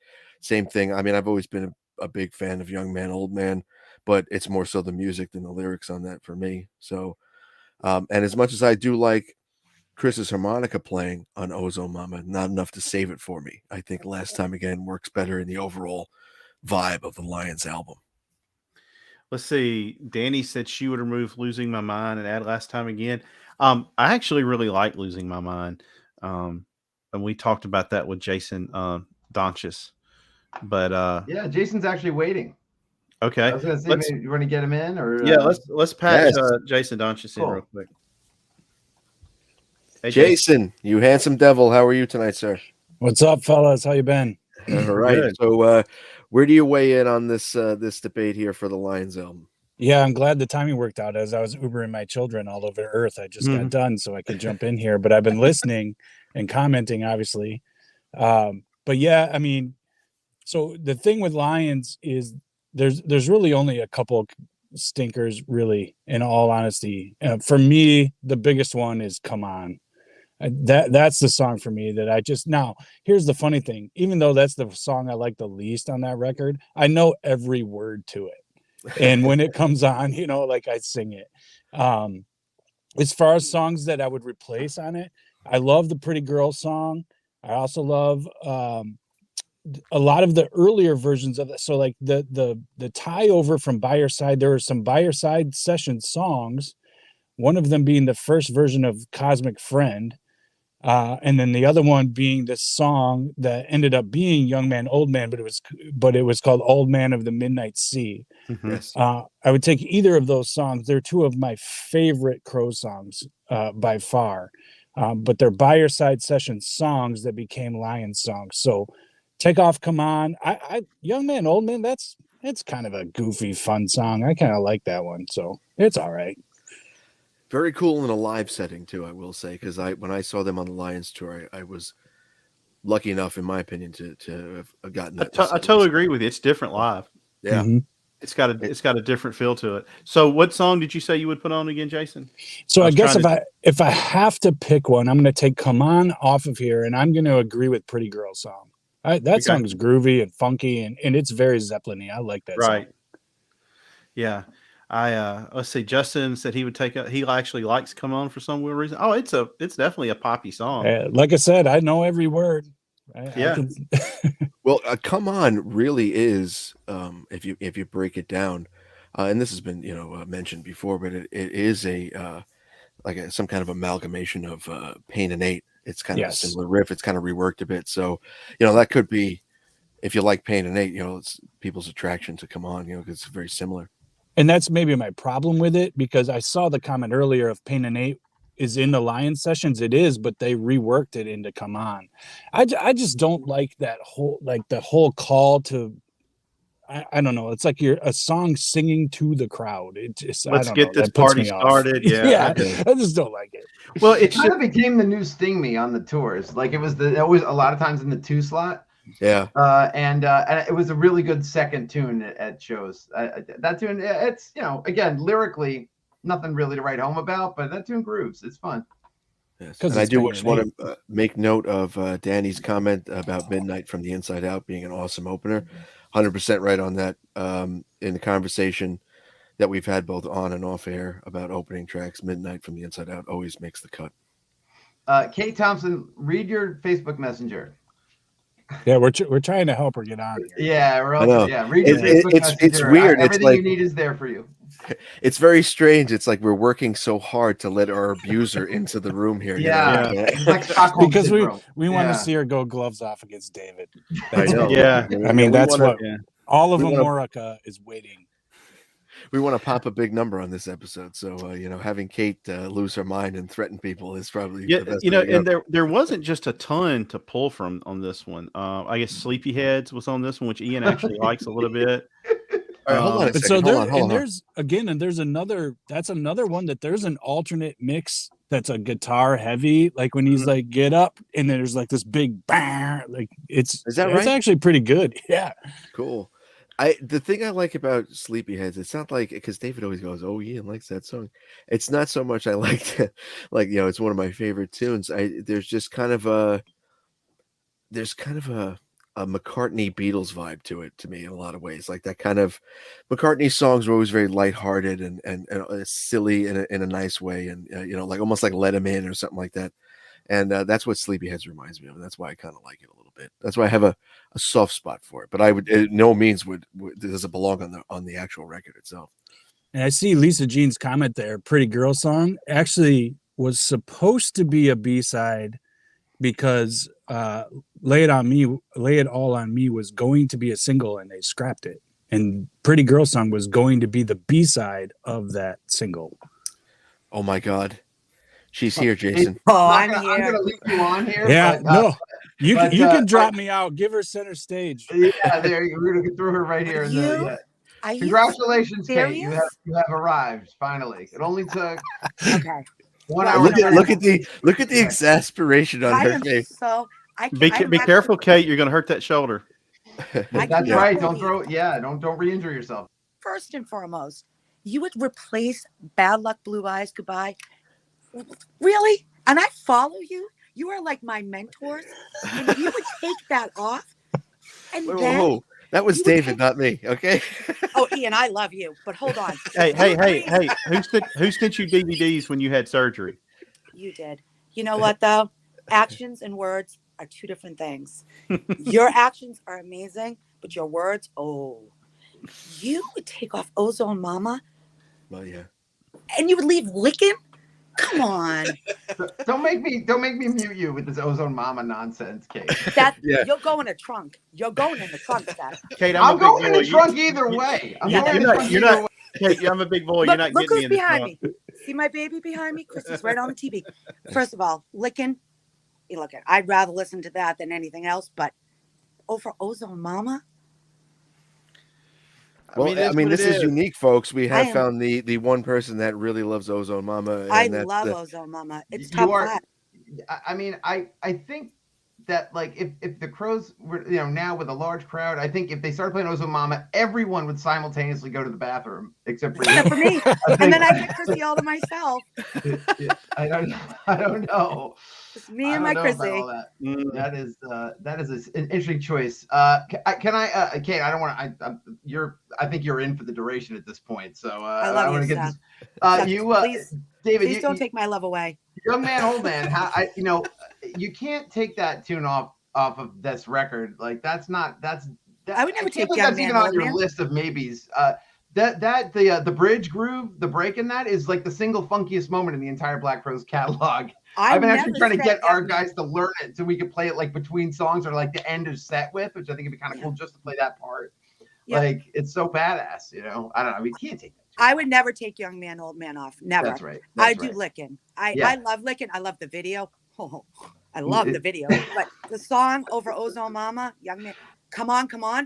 Girl, like a mule, I'm kicking. You're gonna catch a licking. That's not exactly Bob Dylan. Kate, anytime you're ready, Chrissy, I'm right here, baby. Kate, of course you like the video for Licking. It's basically an upskirt shot of Chris Robinson. Of course, that's your favorite. And video. come on, it's the same with the crotch. Yeah, in the little box. Yeah. Oh, yeah. I'm so glad you made it. I'm way too hungover for this, by the way. I woke up this morning, my pocketbook was in the oven. So I stayed home for this, guys. And I hear Bad Luck, Blue Eyes Goodbye. David, I follow you like Jesus. And you say you would take off one of the greatest songs ever besides Girl from a Pawn Shop. I'm so disappointed in you, David. I really am. I'm not even angry. That's what you get for putting faith in me. I actually pity you that you would actually take that off. And you would leave. I can't. I love you. I just can't. I need Jesus and aspirin. I can't. I love you. I'm gonna have an aneurysm from laughing so hard. I can't. I can't. I like literally. I praise you guys. I get on Twitter. I promote you, and you have the audacity to say "Bad Luck, Blue Eyes Goodbye," which is like my song. You know what? Why don't you just come to Connecticut and kick one of my grandchildren? This is the hill you want to die on the Ozone Mama hill? I will die on Ozone Mama. I will die. Wow. I represent. Okay. Oh, so Kate, Sean Hillman's chiming in. He wants to know if this episode is going to be used as official evidence in the trial. I would think so. Let's just go yes. All right, Kate, we know that War Pain is your favorite Black Crowes album, isn't it? Yes.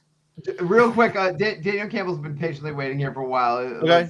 If he has, I just want to make sure if he has something to say about lines. Let's let him talk. Kate, don't attack our new friends, okay? That's right. I won't.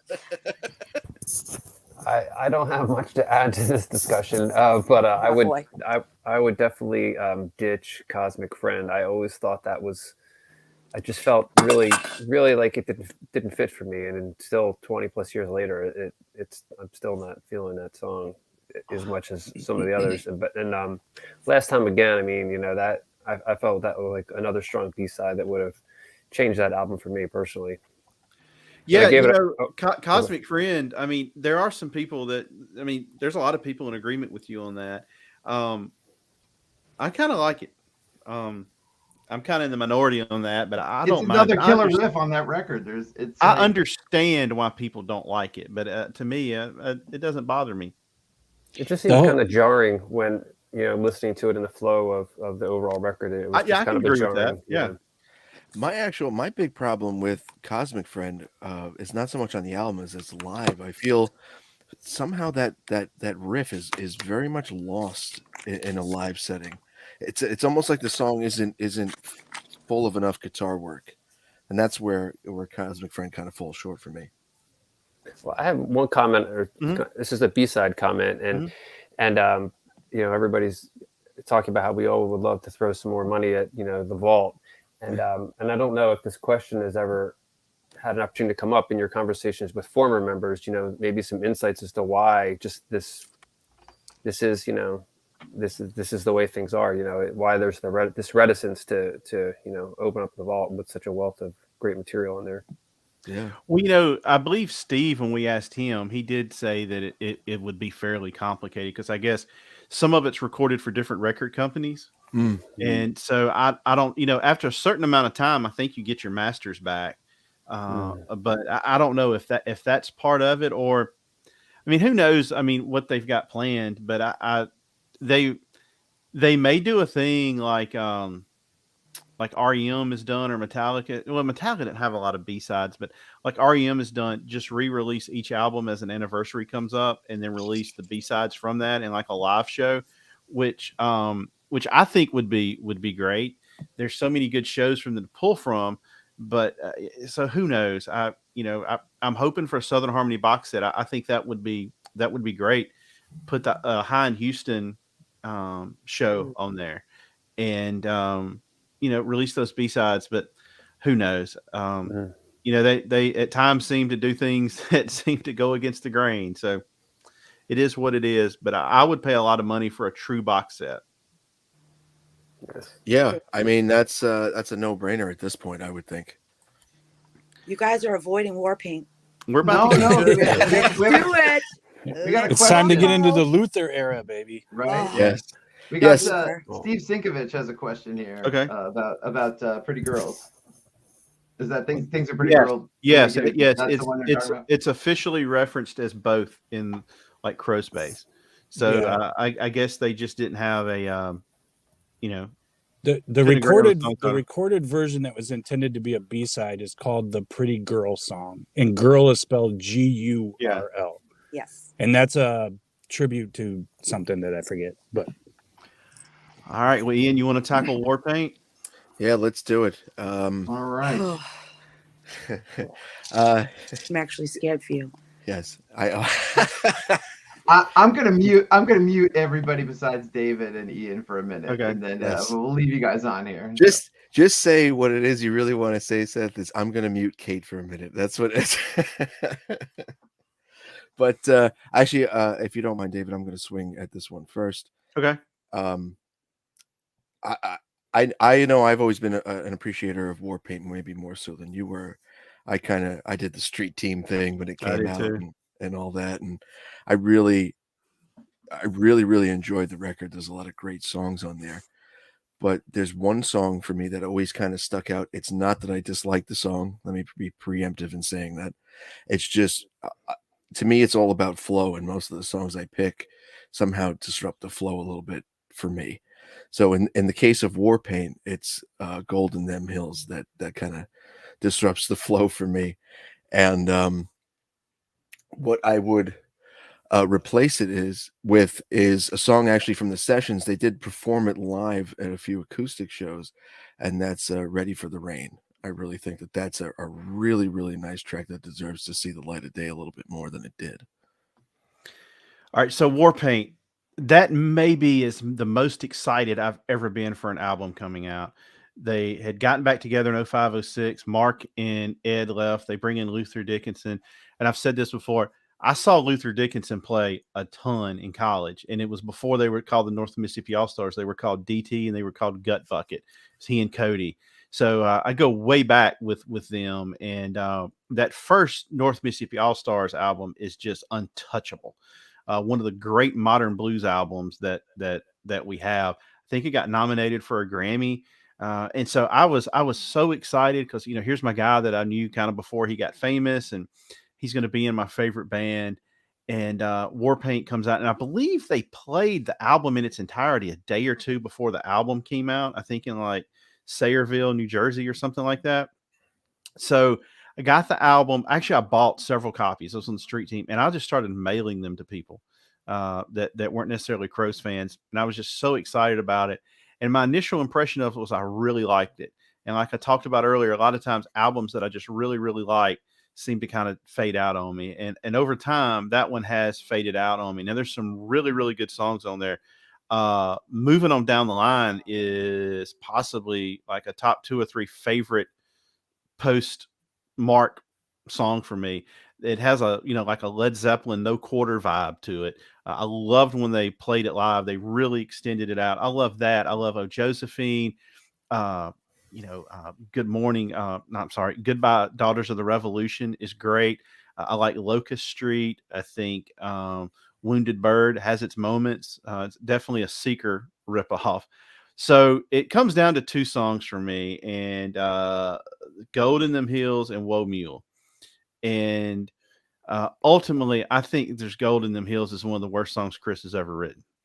I don't like it. You can tell it's kind of the direction he was going in. Now, thankfully, the stuff that he wrote came after this wasn't anywhere, was all pretty good.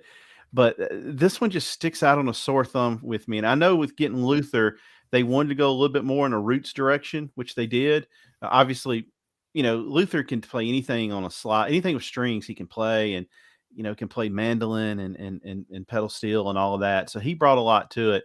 Now, to me, there was not a lot to choose from on these sessions, which is kind of interesting. I kind of thought they would have had more material since they did have a new player in. I kind of thought Luther may have, contributed to writing some of it. I don't think he did.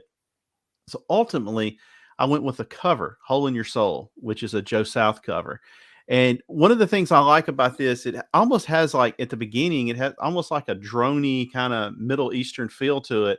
But then the way Chris presents it, it comes across almost like a Southern Baptist gospel song. And I think when he gets in that zone, he is so good at that. And so I went back and listened to the original Joe South version this afternoon. It's fine. The Crows take it to a whole nother level. And I really like the vibe of it. And it's kind of like, to me, it would have fit in right there with God's Got It. It's kind of having that vibe to it. And you can tell he really enjoys singing songs like that because of how he gets into it. And I think he really appreciates kind of that culture. So Hole in Your Soul was the one ultimately I went to. I did consider Share My Blanket. That's what it came down to. But I'm going to go with Hole in Your Soul. Hole in Your Soul is one of their most excellent B-sides. I will agree with you on that one. I think the thing that stopped me from picking it was that it was a cover. Mm-hmm. I understand that. But I think that's a great tune. And that was like really... was in strong contention, for this for purposes of this discussion for me for almost right up until the end. But all right, Seth. Looks like we got some comments that I thought we should feature here for a minute here, right? Okay. So and then we can open up the discussion to our muted and waiting people.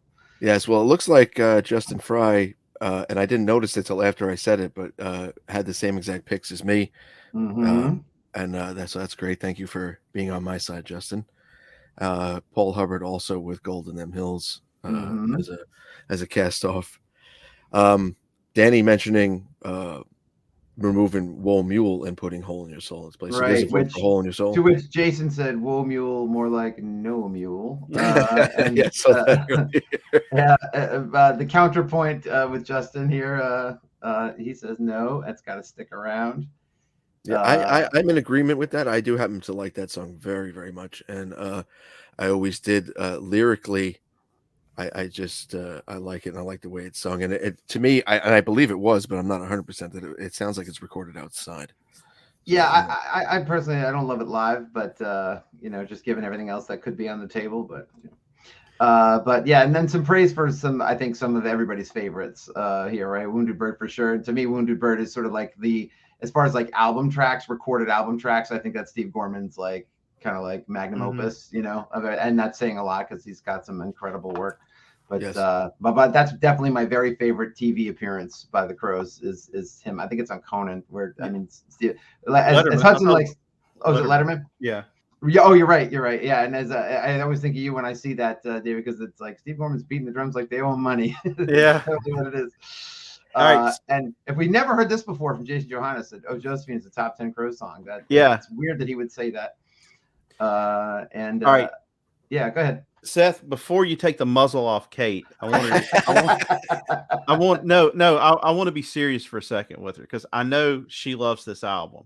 So before we unmute her, I want to know what song she would take off. Yeah, because she loves this album so much. And so I'm interested to see which she would take off of it. Are you ready? Yeah. You are live, Kate. I love it live, but it would be God's Got It. I'm sorry. And I would put, I would put.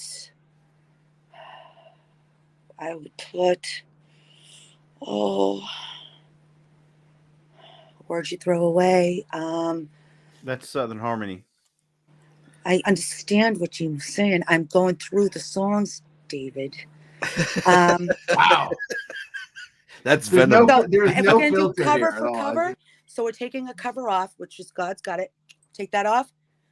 I put Roll 'Em Easy in there. It's a cover, correct? It's not from I'll those let you have it sessions. because I don't want to lose limbs or my eyesight or anything. So yes, But we're doing cover for cover. Roll 'Em That's true. Easy is. Yeah, I'm I think sorry, it's did I not supposed to fit be the sort of criteria? I'm still from dealing with the that. era. It's supposed You to be would like take sort of Roll Mule off. uh, Okay, I don't know. I just wouldn't. I would take God's Got It. That would be the only one I would take off. I don't know what I would put on.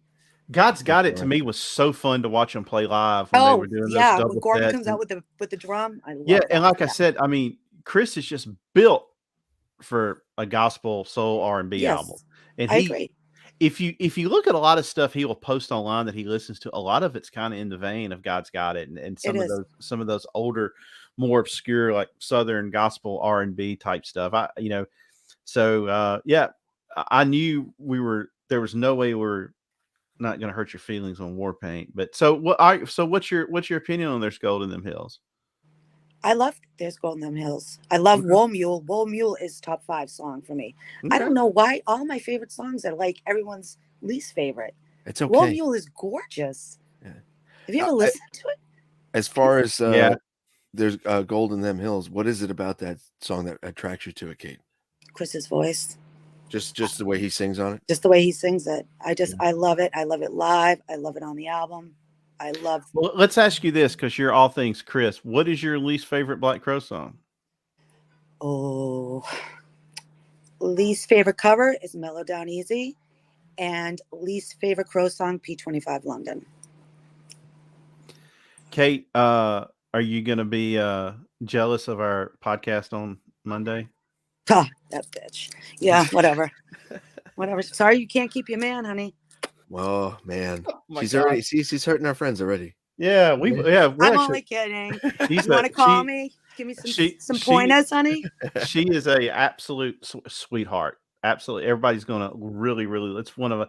There's a touching moment in there, and then there's a lot of happy moments. I mean, it was very good to talk to her.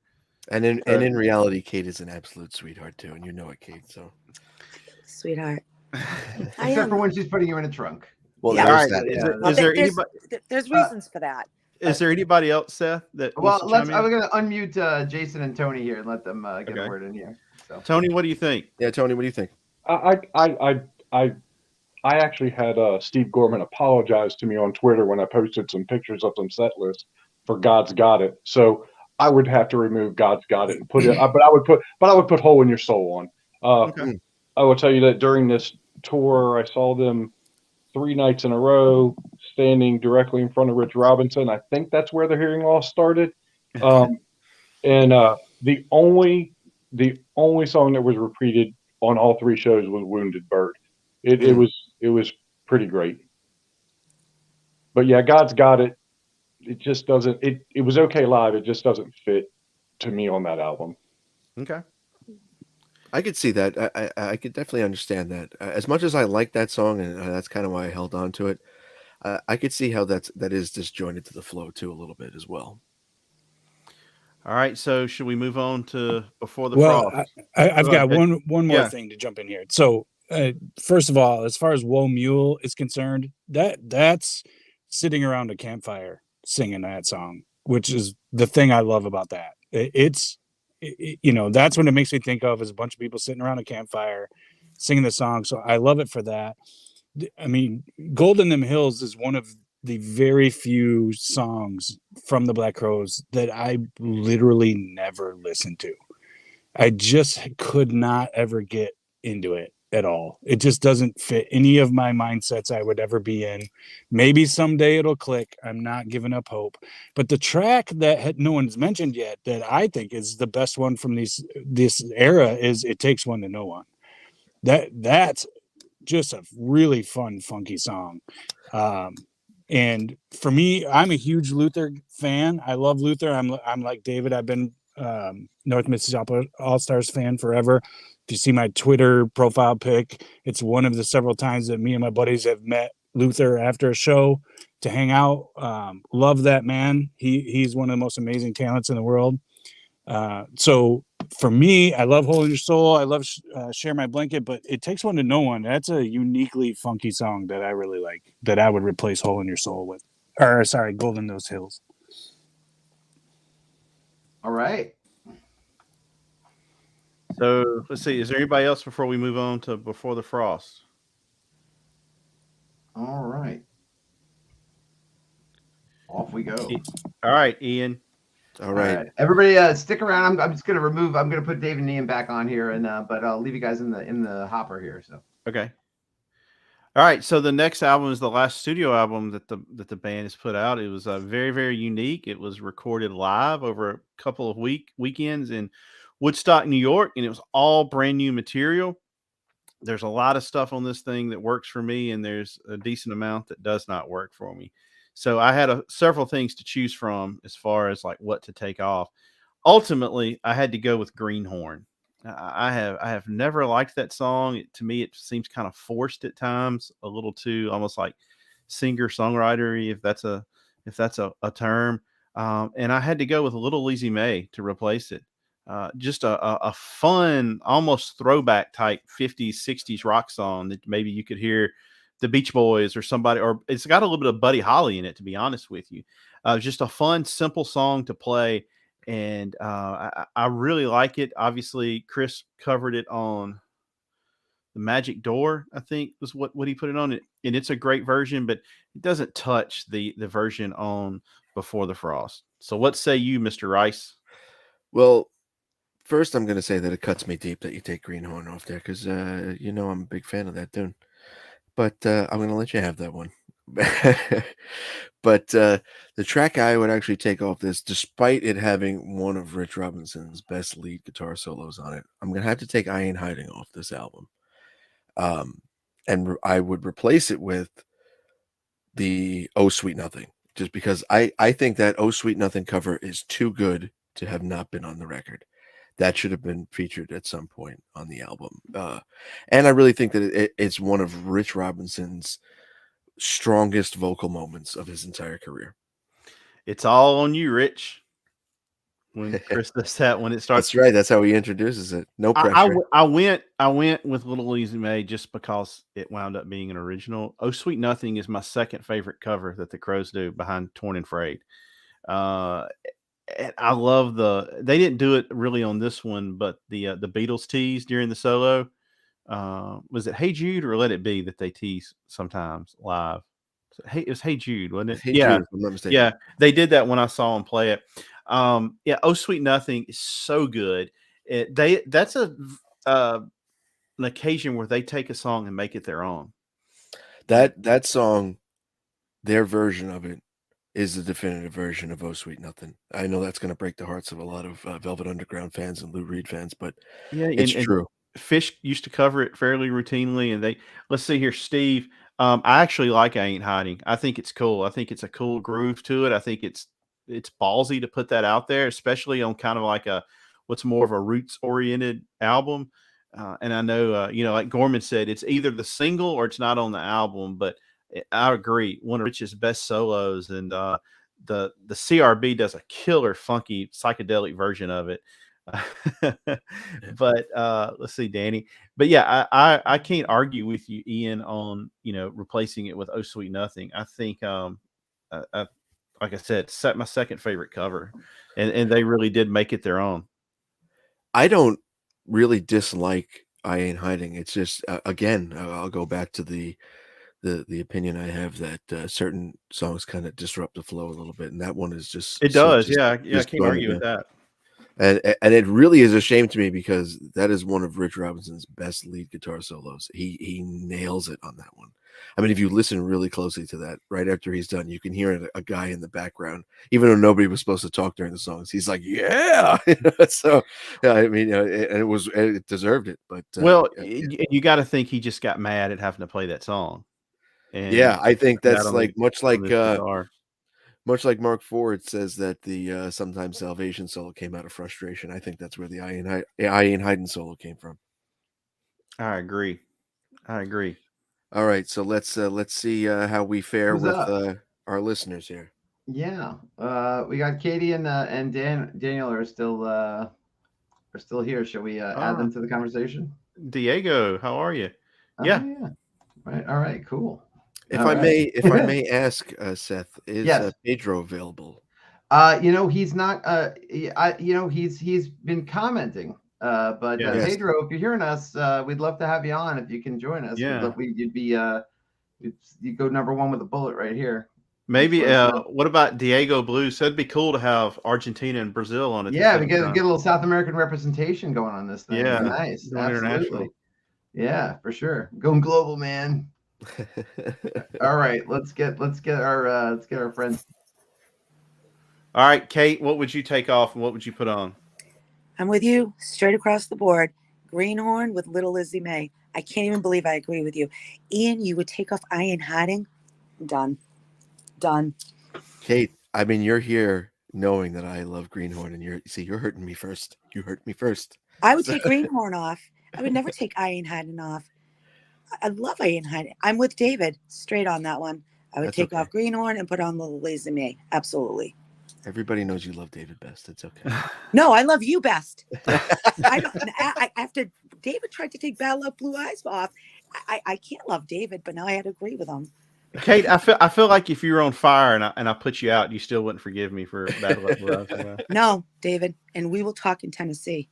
Oh man. All right, Daniel, what are your thoughts? You on have this? been warned, David Hudson. I know.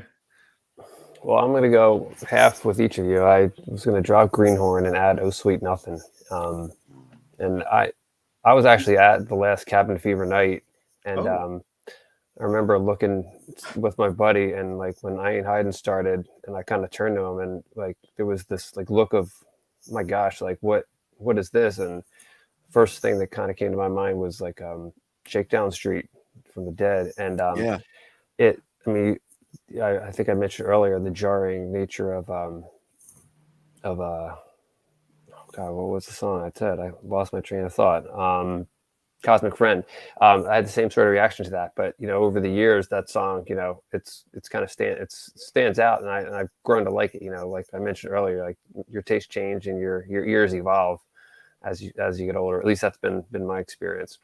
That was interesting. That was obviously big time message board days, and you would read comments of people that coming on there, and the song that I remember hearing everybody talk the most about ultimately became Been a Long Time Waiting on Love. Mm-hmm. But then I remember somebody going, this guy goes, I swear on my mother's life they played a disco song.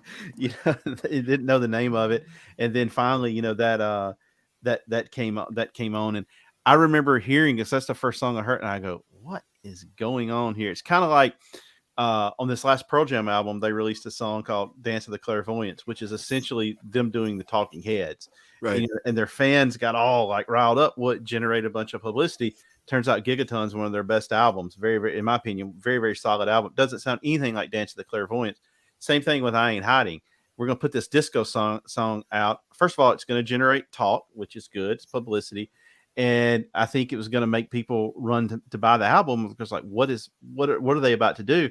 Well, then the album, the entire second half is just roots music, Americana, and there's very few just straight up rockers on the song. There's 3 or 4, much more mellow album. So I agree with Gorman. Like, it either had to be the lead single, or it's not on there. But Greenhorn just, man, like, it's so skippable for me.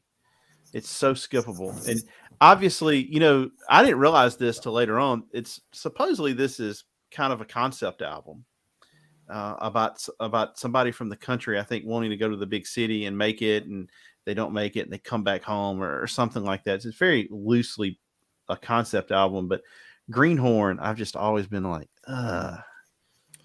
It's interesting, Daniel, that you bring up the Shakedown Street connection, because that's exactly what I thought the first time I heard that song, and that maybe that's what kind of put me off it, because I don't know. I just thought it was like, oh, Chris is maybe trying to push that dead angle a little too much. You know what I mean? It definitely gave some conversation on the ride back from Woodstock that night to the city. I can only imagine. It was the last night of, I think it was 5 nights, so I had been kind of watching, the information come out over a couple of weeks. So, and then to have to wait, I can't remember. Like we had to wait like 6. How on top of the band were you? Because I've heard it was pretty tight. I mean, we were probably 30, 40 feet. There was, metal folding chairs set up in the barn. It was very close. Yeah. So guys, we got some new guests. Oh, sorry. Yep. Yeah, Oh, sorry. I'll hop out. I saw some new folks pop in, but this has been great. It's a lot of fun, guys. I think it'd be a really good episode, you guys, David and Ian, to have an episode with guests who had been to Cabin Fever, and then there's plenty of them that are in our orbit. That'd be a really good episode. It's percolating. We're thinking about even just doing a review of the Cabin Fever DVD as well. There you go. Yeah. All right. That'd be excellent. Let's Thanks, see. Daniel.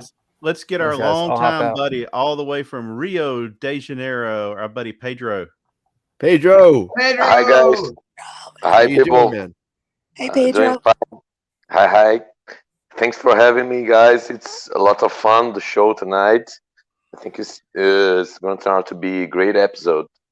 Absolutely. All right. So where do you fall on Before the Frost? Because first of all, Pedro is a very accomplished musician down in Brazil. Some of his music is in English and I can understand it, and some of it's in Portuguese and not Spanish. See, Pedro. But he is a very accomplished musician, and so we hope one day to have him up when the Americans play and let him sit in and rip a few songs with them. But Pedro, so who got it right and who got it wrong on Before the Frost, and then what would you do? Oh man, thanks for your words, David. First, but and as for Before the Frost, I'm a huge fan of this album. For me, it was very hard. Although the album is long, it's a double album. I have trouble to take something off because I love mostly all of it. So I would choose Aimless Peacock. I don't dislike it. I like the song. It's fun. It's a different trip than our usual in the Crows, Indian trip. But to me, it's maybe the one I like less of the album. And I would put Oh Sweet Nothing, like Ian. I like Little Easy May version of With the Crows. I think Rich's guitar gives some more muscle to the rock and roll song, Little Easy May. But Oh Sweet Nothing, I think as a cover, it's more distinct of the original. I love Rich singing, and that would be my choice. But and for about your choices, I can't say anything is wrong, of course. But I love these 2 songs. I love Greenhorn. I love the things that Rich does in the acoustic. I've heard a live version on YouTube where he's playing electric. It's great, and I think he's playing an open D, and when he goes with the electric guitar, it makes the song more muscular too. And I Ain't Hiding, to me, is one of my top 10 Black Crowes song. I know I'm a minority. Yeah, I love the chorus, how it grows from that disco vibe to a great rocker, and the Chris's delivery in the chorus, how he sings, he's not hiding at all. Well, he should be hiding. All right, looks like hold on just one second, Pedro. It looks like our buddy Brian Jones from All Things Blues and Southern Rock is here. Brian, where do we get Before the Frost right, and where do we get it wrong? I just got here, so I don't know what you picked or didn't pick. Or I took Greenhorn off and put Little Easy May, and Ian took I Ain't Hiding off and put Oh Sweet Nothing. I'd take Aiden Haydn off and put anything in his place. That's your disdain for Aiden Haydn, right? Honestly, I've never, like, the second one, that's all acoustic, right? Because I've never even listened to that. Yeah, the second half, if you got the CD version, the CD was the more rock based tracks, and then the separate download, the second half was the more Americana folksy kind of stuff. Okay, yeah, I haven't even heard that. Oh man, you're missing out there, in my opinion. Yeah. Let's see. Yeah, Jason, I agree. I love the Ain't Hiding version by CRB. Kate, Yes. did we ask you already what you would take off this? I agreed with you straight across. Oh, that's right. Remember? That's right. Yeah. All right. So before the frost, we're all kind of semi in agreement on that. Yeah. Ian, I'm going to throw you a curveball. All right, man. Let's do the band sessions.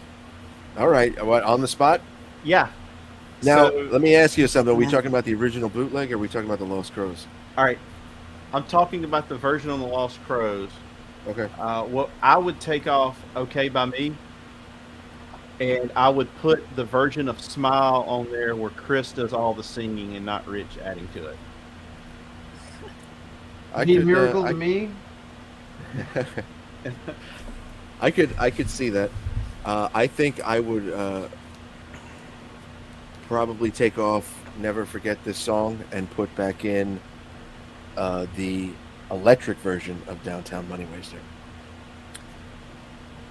Interesting. I'm an interesting man. There was. Let me ask you guys this: what do you prefer, "Okay" by me or "Grinning"?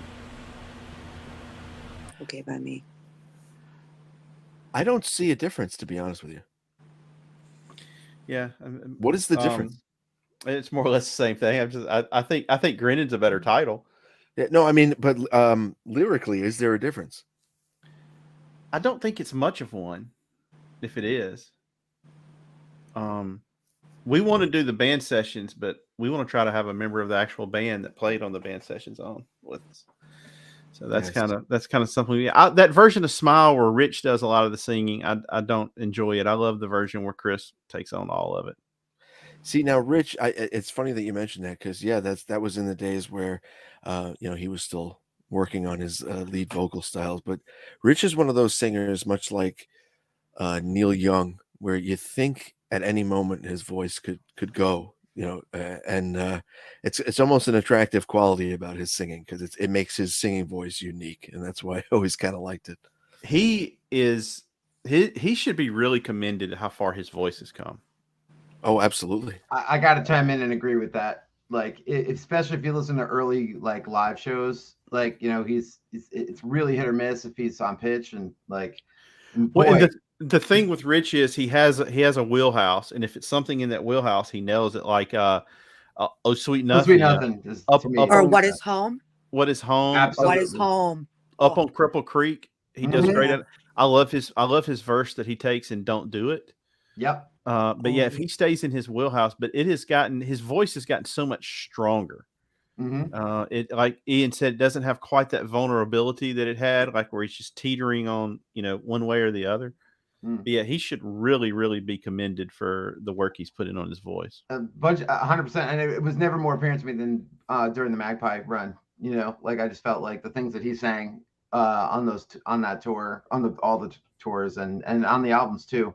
Yeah, fantastic. It's really he clearly he made it a priority after the real breakup. Clearly, when he's gonna start doing his solo stuff.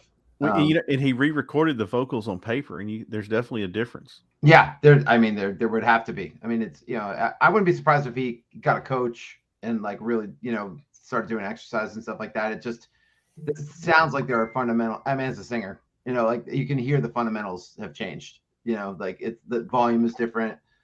He can hold notes longer. He's on pitch. It's like it's night and day. Seth.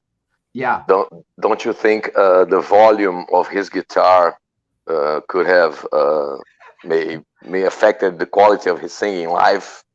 Pedro, the volume of Rich's guitar affected everything else on stage, including Rich's voice. Yeah, I don't know how anyone could be anywhere near that amp. I mean, yeah, the thing that like my jaw hit the floor reading Gorman's book when he's talking about how they wouldn't mic Rich's amp in a theater. Yeah, like one of the favorite stories of the podcast is when Jeff Dunn was on, and they were at an amphitheater, and he was talking about how the decibel police come by, and they were playing, and the decibel guy goes, "All right, you good? You got 2 more decibels?" And he goes, "I haven't turned the PA on yet." Yeah, literally stage volume. Yeah, exactly. You know, he comes from the Pete Townsend school of let's kill everybody's hearing, but I like that. I love it loud. I've come to embrace it, especially it just sounds better louder. It just does. But there's a threshold, I mean, like, the ears don't need to bleed, but it does need to be loud. I never thought I would ever hear myself. I'm actually constantly telling Rolly to turn up, which I've never been in a band in my life where I told any guitar player to turn up ever. Now, I'd like to mention that Danny just did make a remark about Rich's singing on Song of Love, and I'm glad that she did, because I've always felt that Rich's cover of Song of Love was almost as perfect as the original. And for those who don't know, that's a Stephen Stills Manassas song from the first Manassas album. Hey, Danny, you've had a lot of great comments tonight. You sure you don't want to pop on here for a second? I agree. She should join us. Absolutely. I can actually jump off, guys. I got grandkids walking in. Oh, okay. All right. I love you all. We'll see you in Nashville, Kate. Oh, you're going to see me in Nashville. Get a helmet, boys. It's going to be a bumpy ride. Wait, say that one more Bill time. Money. Get a helmet, boys. Oh, all of you need helmets after tonight. Jason, I've stood by you, through by your side, and you threw that under the bus. I'm coming for you first, Jason. Bye, boys. Love you. Oh, my favorite little psychotic. I can't wait till Nashville now. I'm scared. We're in trouble. Yes. And for those who don't know, in 2 weeks' time, we will be heading down for a State of America road trip down to Nashville to see Trigger Hippie. Show is at 3rd and Lindsley. For anybody that wants to check it out, that's on March 11th. Please stop by. Let us know you're there. It's going to be one big, great hangout with the State of America family. Big group of us coming. It's going to be fun. I've never met Kate. I've met Seth. I've met Steve. I've met Sean, Jason. Monica Young. I'm so excited to meet her. She's the best, and I'm so glad she's coming. She's such a sweetheart. Yeah. Brett Hogan to be there. Brett Hogan's wife and I are actually friends in college, and we actually went on a spring break cruise with a big group. Small world there. We'll get to meet Jason Donches for the first time, and Rick Stout's coming. Fantastic. It's gonna be fun. I gave away 2 tickets to David, I think it's McAlpin or something like that, so he'll be there. And then Buffett Girl from on Twitter that always chimes in, she's gonna be there. So it's gonna be a good time. I think we're gonna have fun. Most of us are getting in on Thursday and staying to Sunday, it looks like. Yeah, I'm unfortunately going to be out of town on Saturday, but I will be there all the other days, and it's going to be a great time. And we, the more the merrier on that one. So, and it also would make it a nice packed house for Trigger Hippie. So that's a good thing too. And that venue is fantastic. It's so great. Yeah, I didn't think of it, but I was trying to see if I could find a video clip of the show I went to last year to throw on here and to play out, but I don't have it handy. Hey, what Prince cover did they play when you saw them? They didn't play a Prince cover. They played Sledgehammer when I saw them. Oh yeah, Sledgehammer. I saw where they were tweeting the other day. What's a song you wanted to hear them play? And as a cover, good ideas. I did Skin It Back by Little Feat. I'd like to hear him. Ed Jurdy's. I don't know if it's his sister or his wife, but it's somebody named last name Jurdy. Said Paper and Fire, which I think is a really good call for them. They also do Middle of the Road, and it's so good. Pretenders, it's like it's that's wheelhouse, fantastic. and Gorman just owns it. It's so good. It's that's a good one. Well, Seth, we probably need to wrap. Yeah, sure. First of all, thank you so much for all your help. This never would have remotely gotten off the ground without you. Oh, happy to have helped you guys. And we appreciate everybody for chiming in. This was a lot of fun. We'll do this every now and then. Yes, and David, I'm going to take a I'm going to make an executive decision here. And because this is the first time our friend Pedro has joined us on an actual episode, I would like to throw over to him to pick our play out song, if that's okay with you. It's fine with me. All right, Pedro, what do you got for us? What do you want to play out with? I've been waiting to ask you this for a long time, man. Let me think. This on the fly. Yeah. I will not choose I'm Hiding. Okay. Let me think. Let's go with Been a Long Time from Before the Frost. That's killer. All right. Well, thanks for I think coming on. everyone Pedro. agrees on that. Thank you. I thank you for having me. It was Yes, a lot of fun to listen to and to participate. Thank you, and thank everybody for joining us tonight. This was a really fun experiment that I'm very pleased with how it's gone, and I'm sure you are too, David. It was fun. It was fun. I feel like people want to kill me, but that's okay. That's all right. You know, it's our cross to bear, David. You know, so but again, appreciate everybody joining us, and one more time, thank you to Seth Miller for stepping in and helping us orchestrate this whole thing. Baba Booey. And to play us out, here's the Black Crowes with Been a Long Time, as selected by our friend Pedro. Stay tall, everybody. Bye, guys. All right.